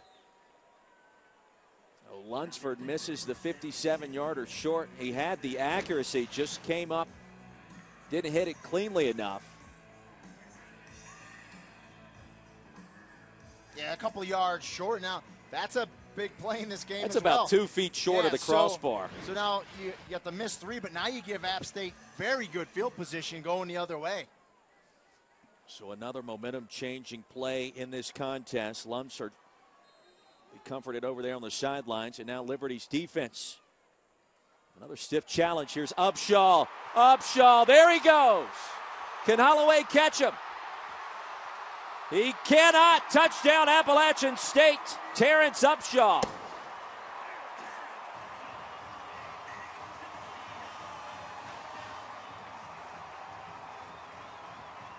And making the most of his carries, Marcus Cox, for all intents and purposes, really got pulled after the fumble. And Upshaw is at his best when he doesn't dance around and he hits the hole hard and fast. That's what he did there. Good blocking up front. And he was off to the races, and just like that, 60 yards later, Appalachian State's back up in this ball game. Terrence Upshaw now with 97 yards on the ground on just 9 carries and a touchdown. And here go the Mountaineers to attempt the 2-point conversion. Beathard in motion. And they'll roll Lamb towards the end zone. They've got it. Beathard makes the grab. And that'll send Appalachian State out in front once again by a touchdown at 48-41. Good play. Flood the right side of the zone. Send Beathard underneath. Get that 2-point conversion. And we got a shootout here. Come on back to Appalachian State. 89 combined points, nearly 800 yards of total offense between Appalachian State and Liberty. Back here at the Rock, 48-41. Mountaineers with a 7-point lead. Rini Angolia, Roy Philpott. You've asked for it. We've given it to you today. A little bit of everything. We came to call a football game, and a basketball game broke out. The way they're going up and down, scoring points. After the missed field goal by John Lunsford from 57 yards out in just one play, Terrence Upshaw takes it to the house. And now it's up to this Liberty offense yet again to find another big play and another scoring drive, perhaps. And they've found them all game long, so we'll see if they can answer right on this possession. But again, special teams, we talked about it, Roy, is and will play a big role in this game. You know, the miss by Lunsford by just a couple feet on the 57-yarder, you turn around and gives App State really good field position, and one play later, they break a long run. They call it a game of inches, illustrated on that last sequence. And for Turner Gill, trying to find that 4th win, proving to be difficult with this App State team on homecoming.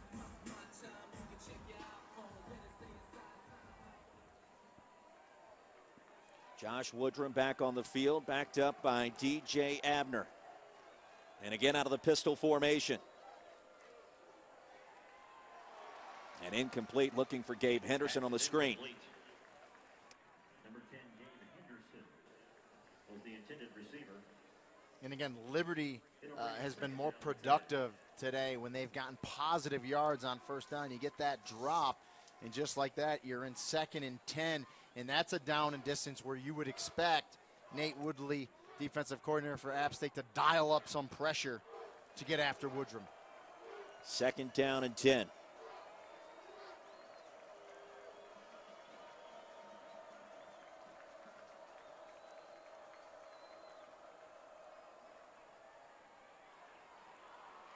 And the quick strike to Shells, crossing the 40-yard line. On 2nd and 10, they get 15, and the drive continues there. Well, they did. They sent some pressure off the edge there, but good protection. And again, Shells just does a little hook route, one-on-one, big cushion. Woodrum strong arm, quick release, and a nice pickup for the first down for Liberty.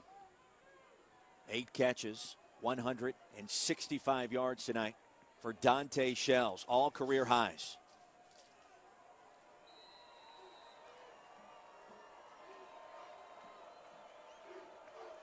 Single tight end to the right. And the dump pass, Abner.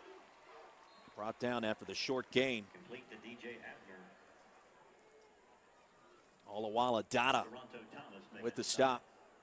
After a gain of 7 yards, 2nd down and 3. And just wait, hang on to the running back there, not letting him loose to pick up the first down, but a good pickup nonetheless for Liberty on first down.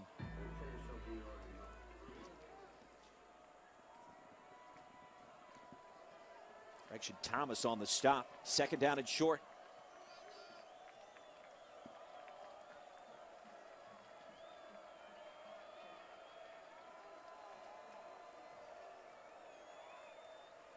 of the eye. Abner pushes his way, needs to get to midfield. I think he got there, and that should be enough for the first down. There is the ball carrier.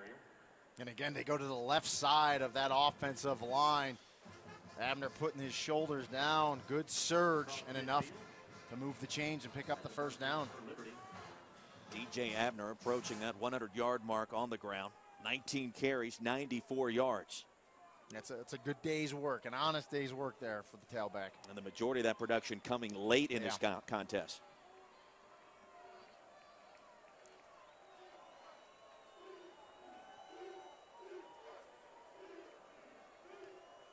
Double tight end set. No-go power. And Abner jumps over the pile. A late flag. Oswaldo Sambo tackled him for the second time. I don't know that that was his fault. He didn't know if he was down or not, right? Yeah, you know, Abner gets up and keeps running because he thinks he's on a defender's back. The problem was, you know, Sambo rips him down. I think they're going to talk about that right now. But this is a big 15 if this play stands up, and it's gonna. You got to revisit that rule right there because it's tough. Yeah, because the whistle's blown. However, the running back's still running with the ball. You grab him and tackle him. I mean, yeah, was it a vicious, violent tackle? Yeah, it's a vicious, violent game. So you can't fault them there. The only thing I would say, though, is the field judge was running in, blowing his whistle. So you got to be cognizant of that. The fifth penalty of this game against Appalachian State. Handoff Abner, again with a zone read and quality production on first down. And that'll put him right at 100 yards rushing. Number 95, Curtis Benton, making the stop. The Liberty Flames, as we approach 10 minutes to play, chewing up some clock. A balanced attack here in the second half. Well, you know, they really wanted to do this from the get-go. Run it, grind it out. It's been a shootout. It just hasn't happened this way. But right now, they're starting to control the line of scrimmage. Gain of 3 yards on second down. That'll bring up third down and 3. Keep in mind, too, this Flames offense, 7 fourth-quarter touchdowns this year. So typically speaking, Rini, they get better as the game goes along. And they're used to coming from behind. You know, they came from behind last week. We talked about the Lunsford 60-yarder to put it in overtime against Richmond. So this is a team accustomed to playing in these shootout-type games. 48-41. 9 minutes and change remaining. Mountaineers trying to snap a 3-game losing streak. And on the option, Woodrum will come up about 1.5 yards short. Keenan Gilchrist and a host of others in on the tackle. And now decision time for Turner Gill. You got to go for it here, right? Interesting call. I mean, with 9 minutes left, you got a good kicker, but I think, you know, with the distance here, because it's 4th and 2, and we talked to Turner Gill, they have all these 4th and 2, 4th and 3 different downs and distance. They have certain plays they like to call. They believe they have the right call dialed up here. We'll see. Remember, only one timeout left in the game for Liberty. Flames 6 of 8 on 4th down this season. Jumbo set, handoff Abner. And he pushes his way forward for the first down. Tough running in between the tackles. You got to love that. Give Turner Gill credit going for it there. I mean, line up, mano-a-mano. And again, they go to the left side. You got a good running back in DJ Abner. Strong, gets low. But you have a good offensive line on that left side. Summer goes 300. Burgess goes 305. Ray, the center's 300. You stretch block to that side, and you just pound it and say, we're going to pick up 2 or 3 yards, and they did it. Appalachian State defender on the field after the hard-nosed running by DJ Abner. Just 5'10", $185, but runs a lot harder than that. Very impressed with DJ Abner as well, showing his running style. He's my type of running back, too. He's not flashy. He hits the hole hard downhill. And he makes one cut and he goes and he gets positive yards when he runs. And that's, I love that out of a running back. Ronald Blair helped off the field. His 2 tackles for loss tonight.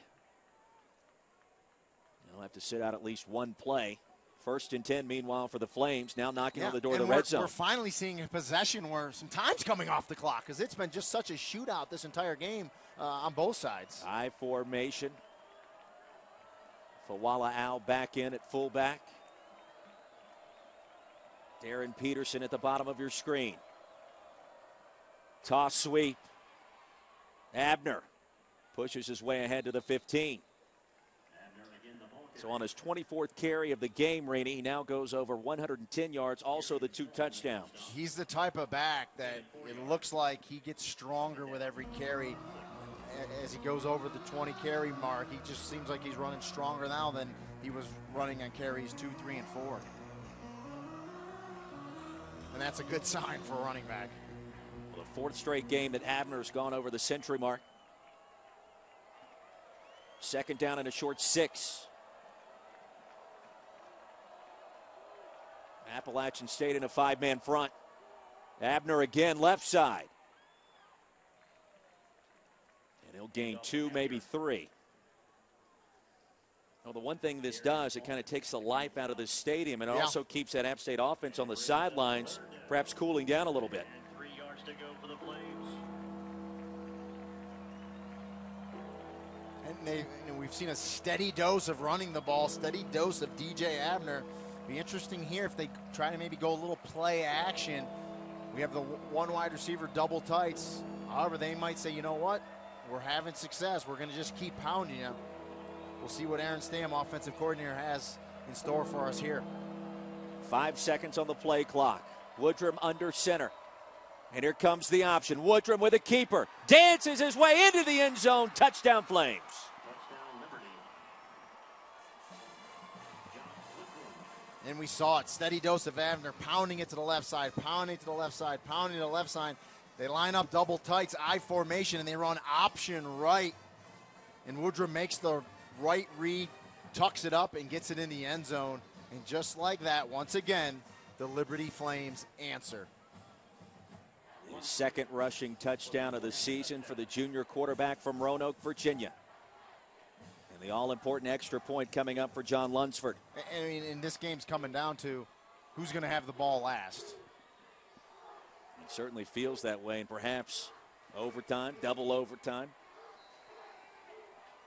He may hit over 120 combined points by the time this one's all said and done.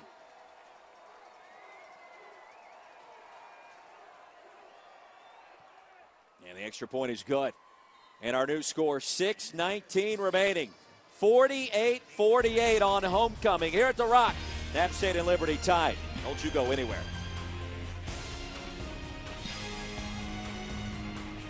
Back at Kid Brewer Stadium here in Boone, North Carolina, tied at 48 on homecoming.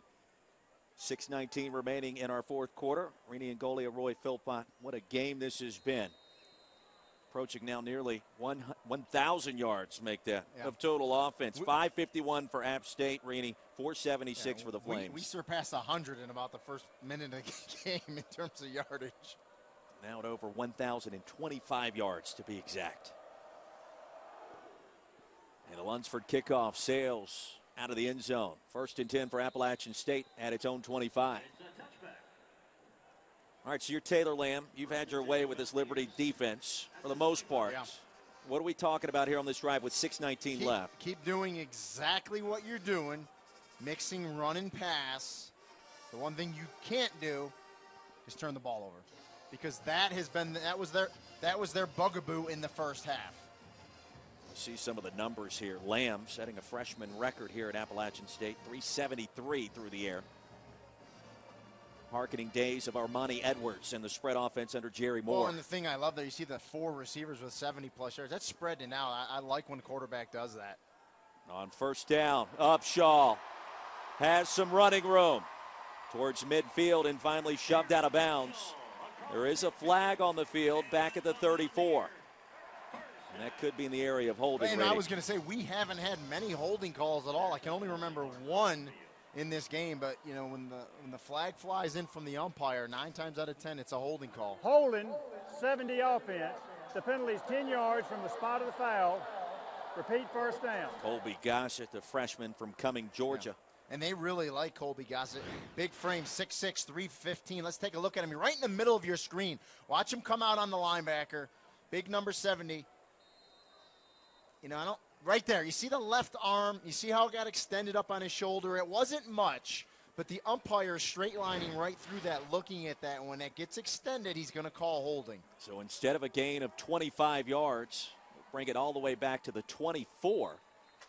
As Upshaw dances his way to the 30, it'll bring up 2nd and 5. And going back to Gossett, I mean, they really like him, a young, big freshman lineman, 6'6", 315. Forget, like, career starts. He had 35 snaps for his career coming into this game today. So a lot of experience, a wealth of experience for big Colby Gossett today.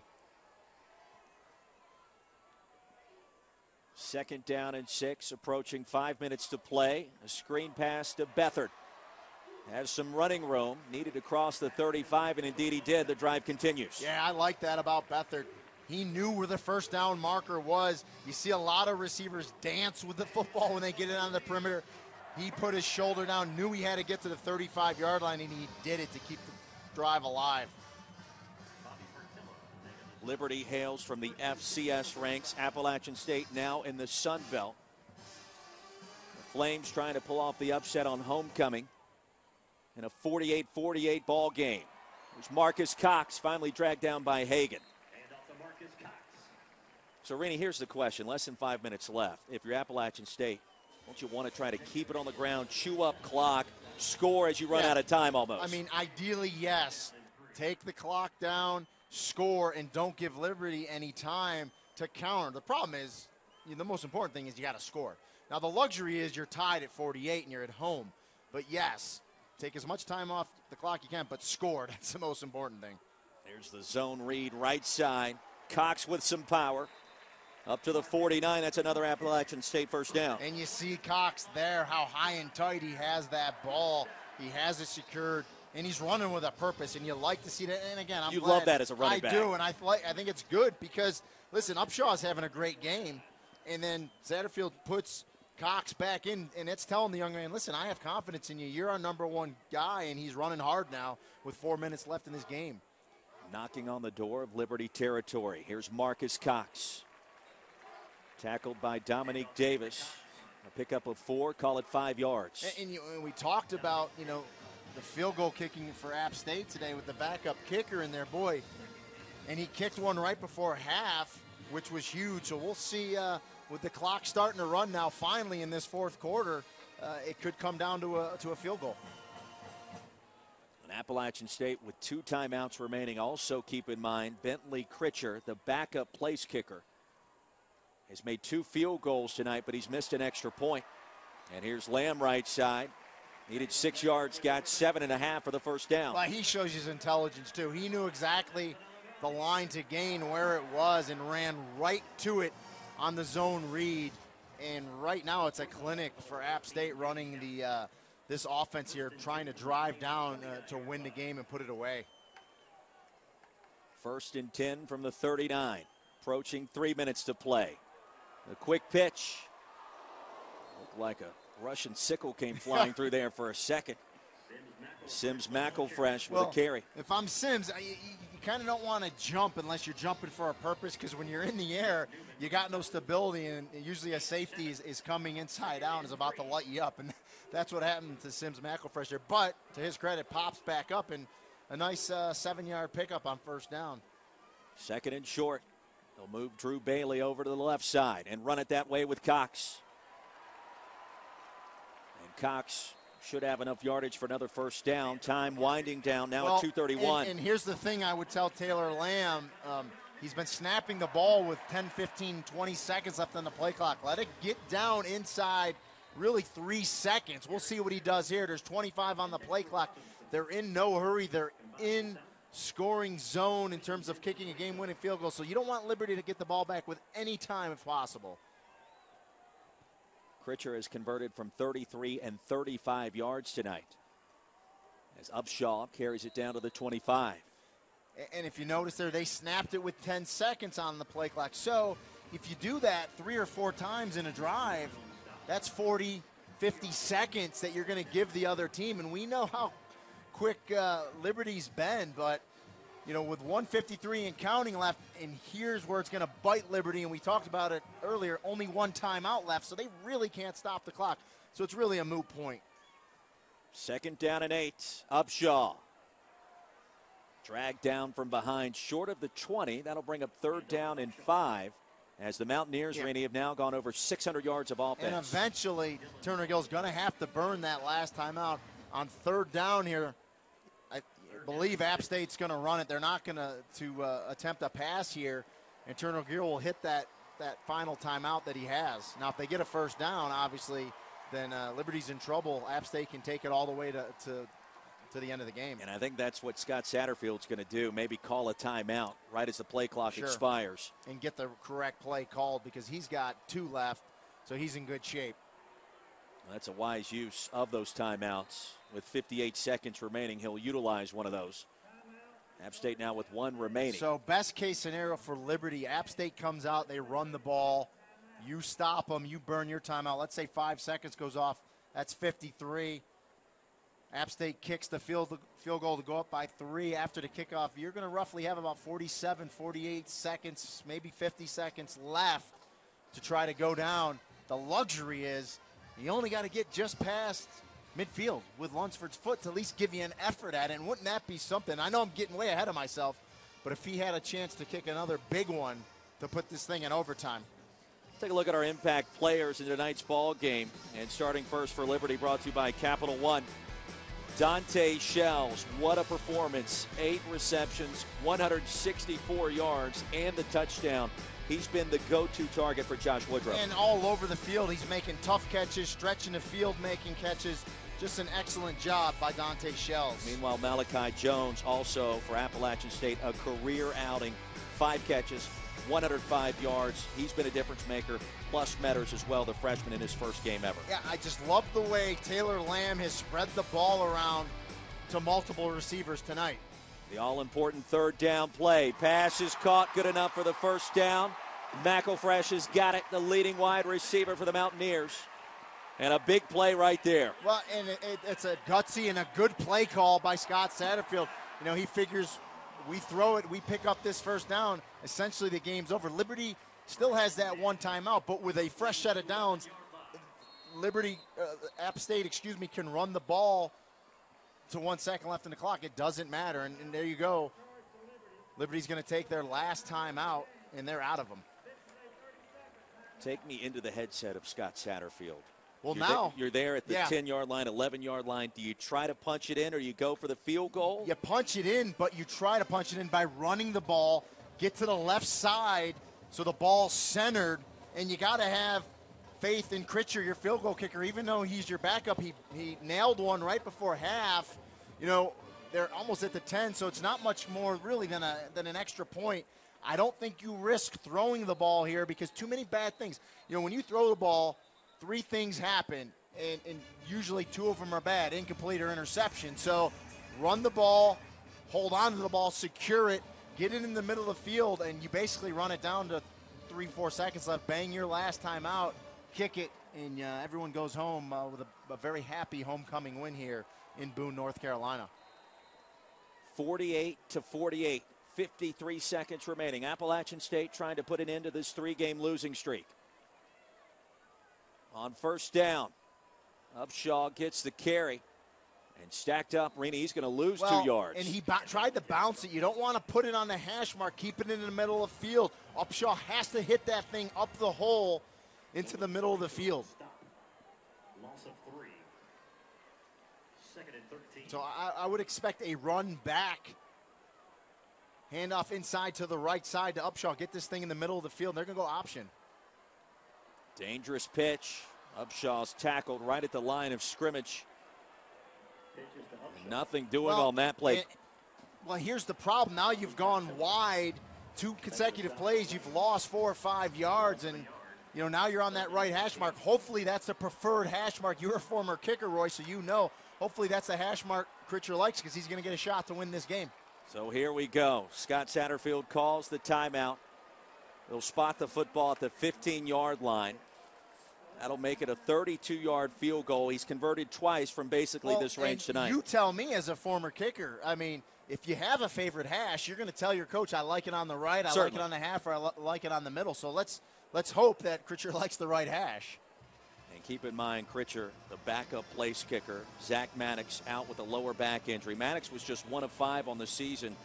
We saw Critcher earlier hook an extra point, but he's been good on all of his field goal tries. Field goals looked excellent, and but now this is pressure. You got chance to be the hero. So we'll see.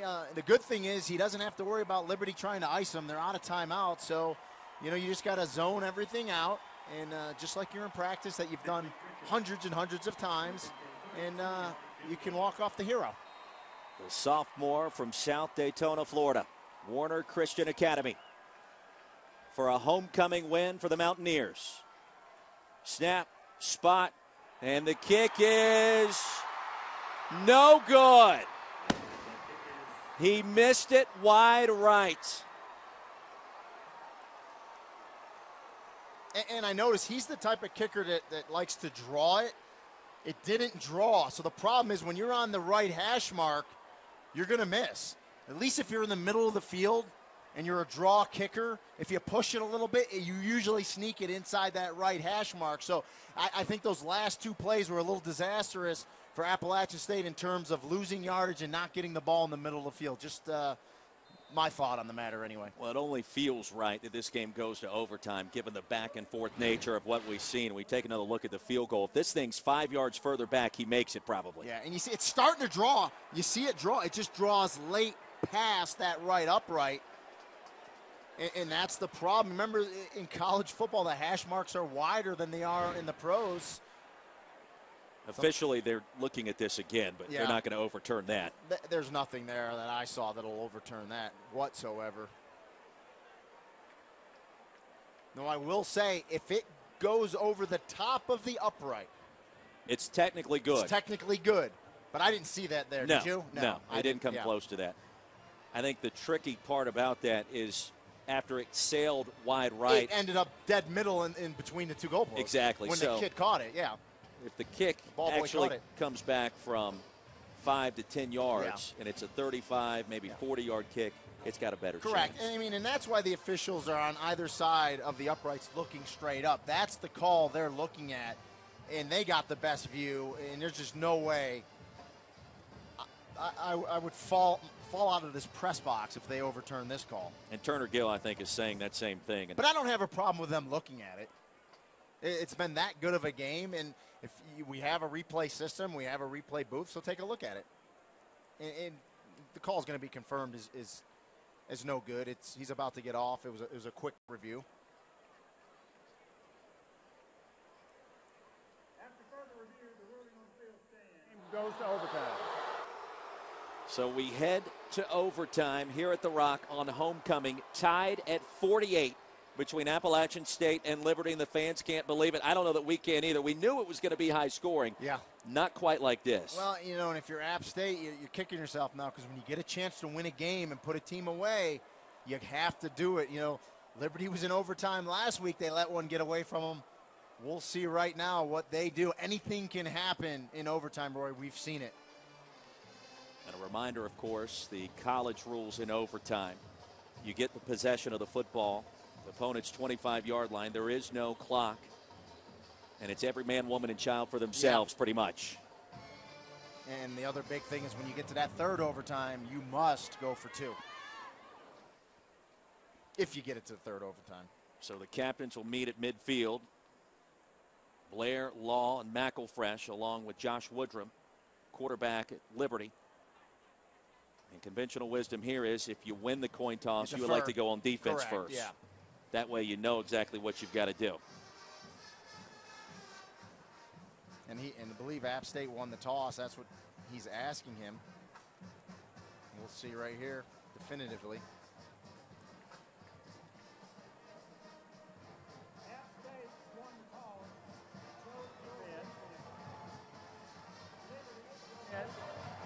Defending this goal. So it'll be the Flames' possession. 1st and 10 from the Appalachian State 25. And now this is a whole new ball game. Sure. And you also have to think, if you're head coach Scott Satterfield and it comes down to a field goal attempt, in certain situations you may not consider doing that. You may just go for it on fourth down, given what just happened. You know, and what we saw Hard from to say. Christian, the kick was, it was, I don't want to say it was a good kick because it was missed, but it was struck well. It's how he kicked it. I just think what hurt him was the distance, as you said, Roy, and the fact he was at that right hash. I think if he's in the middle of the field, he buried that. Yeah. These two teams combined for nearly 1,100 yards of total offense. It'll take at least one extra session to decide the ultimate outcome. And you just got to feel for both of these teams. Yeah. Turner Gill trying to win number 4 on this season, and meanwhile Scott Satterfield trying to snap this 3-game losing streak. So much offense, so many big plays, homecoming, 2 old rivals. There's a lot going on tonight. I mean, but you hit the nail on the head. It's fitting that this game is in overtime, the way these two teams played. It's unfortunate that someone's going to leave here with a loss tonight. So here we go. 1st and 10 for the Flames. They'll go I formation. DJ Abner in the backfield already with 25 carries and 2 touchdowns tonight.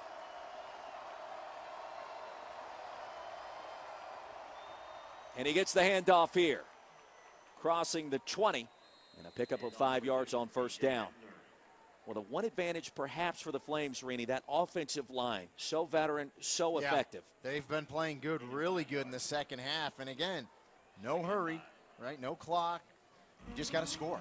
So, you know, the playbook is wide open here, and Liberty's been moving the ball very well this entire game. And of course, if Liberty scores, Appalachian State does get a chance to try to respond.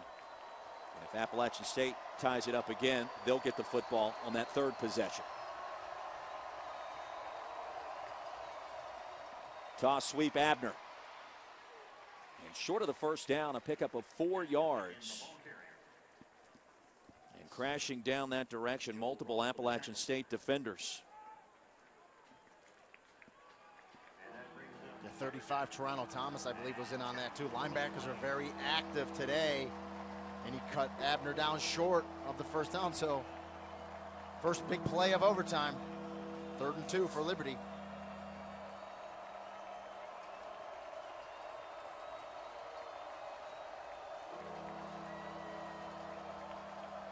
And they've been going, running power to the left side when they have short yardage like this. Double tights. Here's the toss sweep. Abner's got the first down. Some tough running. You know, I never question a running back's vision, but that scares me when you bounce it on 3rd and short, because it looked like if he just squared those shoulders and hit the hole back to the inside, he would have picked it up, but he got it nevertheless. So again, keeps the drive alive, and Liberty looks calm, cool, and collected down there. Another tackle for the senior cornerback, Joel Ross.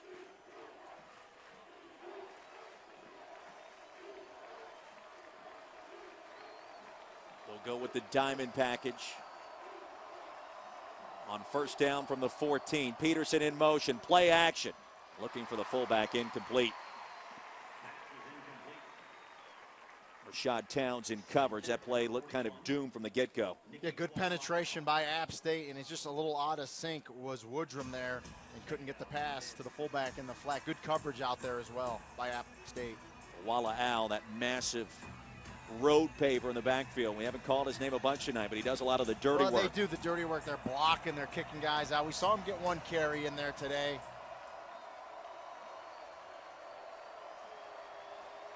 Crowd comes back to life at Kid Brewer.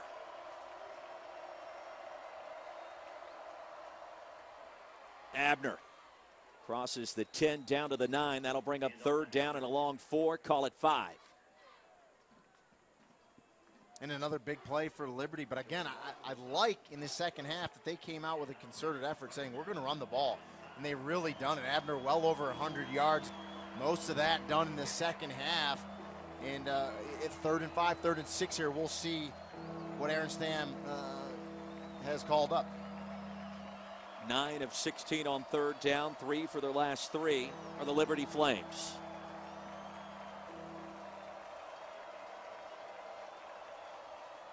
Woodrum. He's got his man, and he's got the touchdown. Darren Peterson finally reaches pay dirt And Liberty back out in front. Well, and that's one pass route we haven't seen today, a quick slant.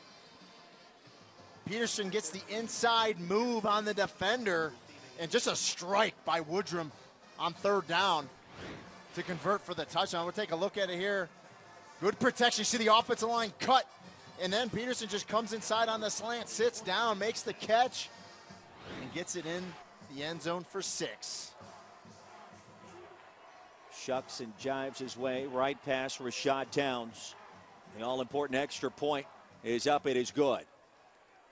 So the Flames take a 55-48 lead after the first possession of overtime, and now it's Appalachian State's turn. Well, a gritty, gutty performance by both of these squads tonight, Rainey. No doubt about it, and I tell you, we talked about it this whole game. It's been punch, counter punch. Give Liberty credit. Every time you thought maybe they were down and out, they came back. And really, App State's done the same thing as well. So, you know, we know what the scenario is here. They're at the 25-yard line. They need 7 to tie this thing up to put it into a second overtime. A turnover ends the game. A turnover on downs ends the game. Appalachian State needs 7 or the ball game ends. Simple as that. Look at the total yards.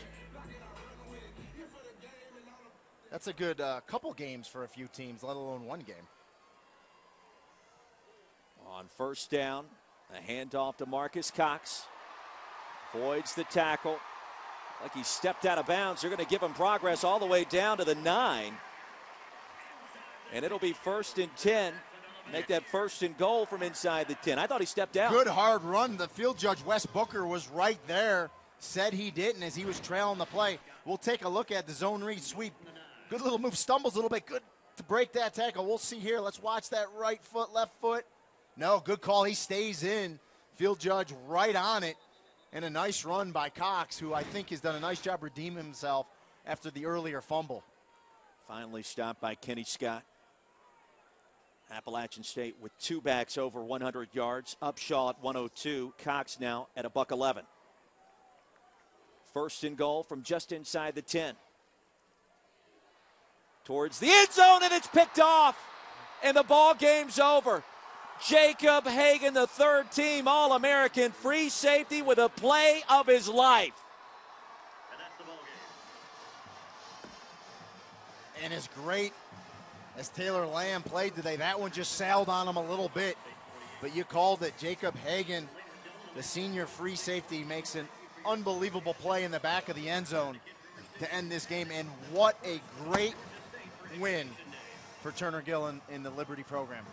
The Liberty Flames improved to 4-3, and they steal a road win at Appalachian State on homecoming. We talked, what did I say before we went to overtime? When you have a chance to beat a team, you got to do it. You're going to see just a little play action off the zone read, and it just sails on Lamb as he tries to stick it in there to his tight end, Burns.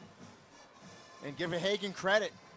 Goes up, makes the play, and ends the game. And he's still got that ball secured in the right end. Doesn't want to let it go. Just a well of a ball game. It's you hate to see a team have to lose, and you hate to see the dejection from Taylor Lamb, who's had an unbelievable game today as a redshirt freshman quarterback. But someone has to win and someone has to lose. This will be a learning lesson for Lamb, the true freshman, making just his 4th start.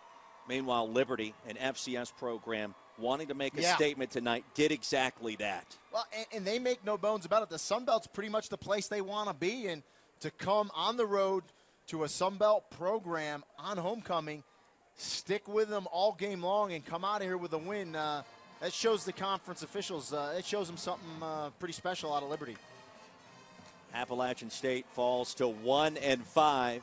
As Liberty improves to 4-3. Rainey, final thoughts?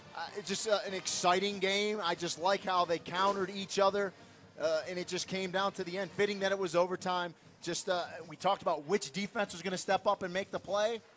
It was Liberty with the interception by Hagan. Oh, a fantastic contest here at the Rock, and some homecoming disappointment for fans of the Appalachian State Mountaineers. For our producer, Steve Thomas, also for Rainey and Golia here in the booth, I am Roy Philpott. Our final score, once again, 55-48. Liberty steals a win on the road.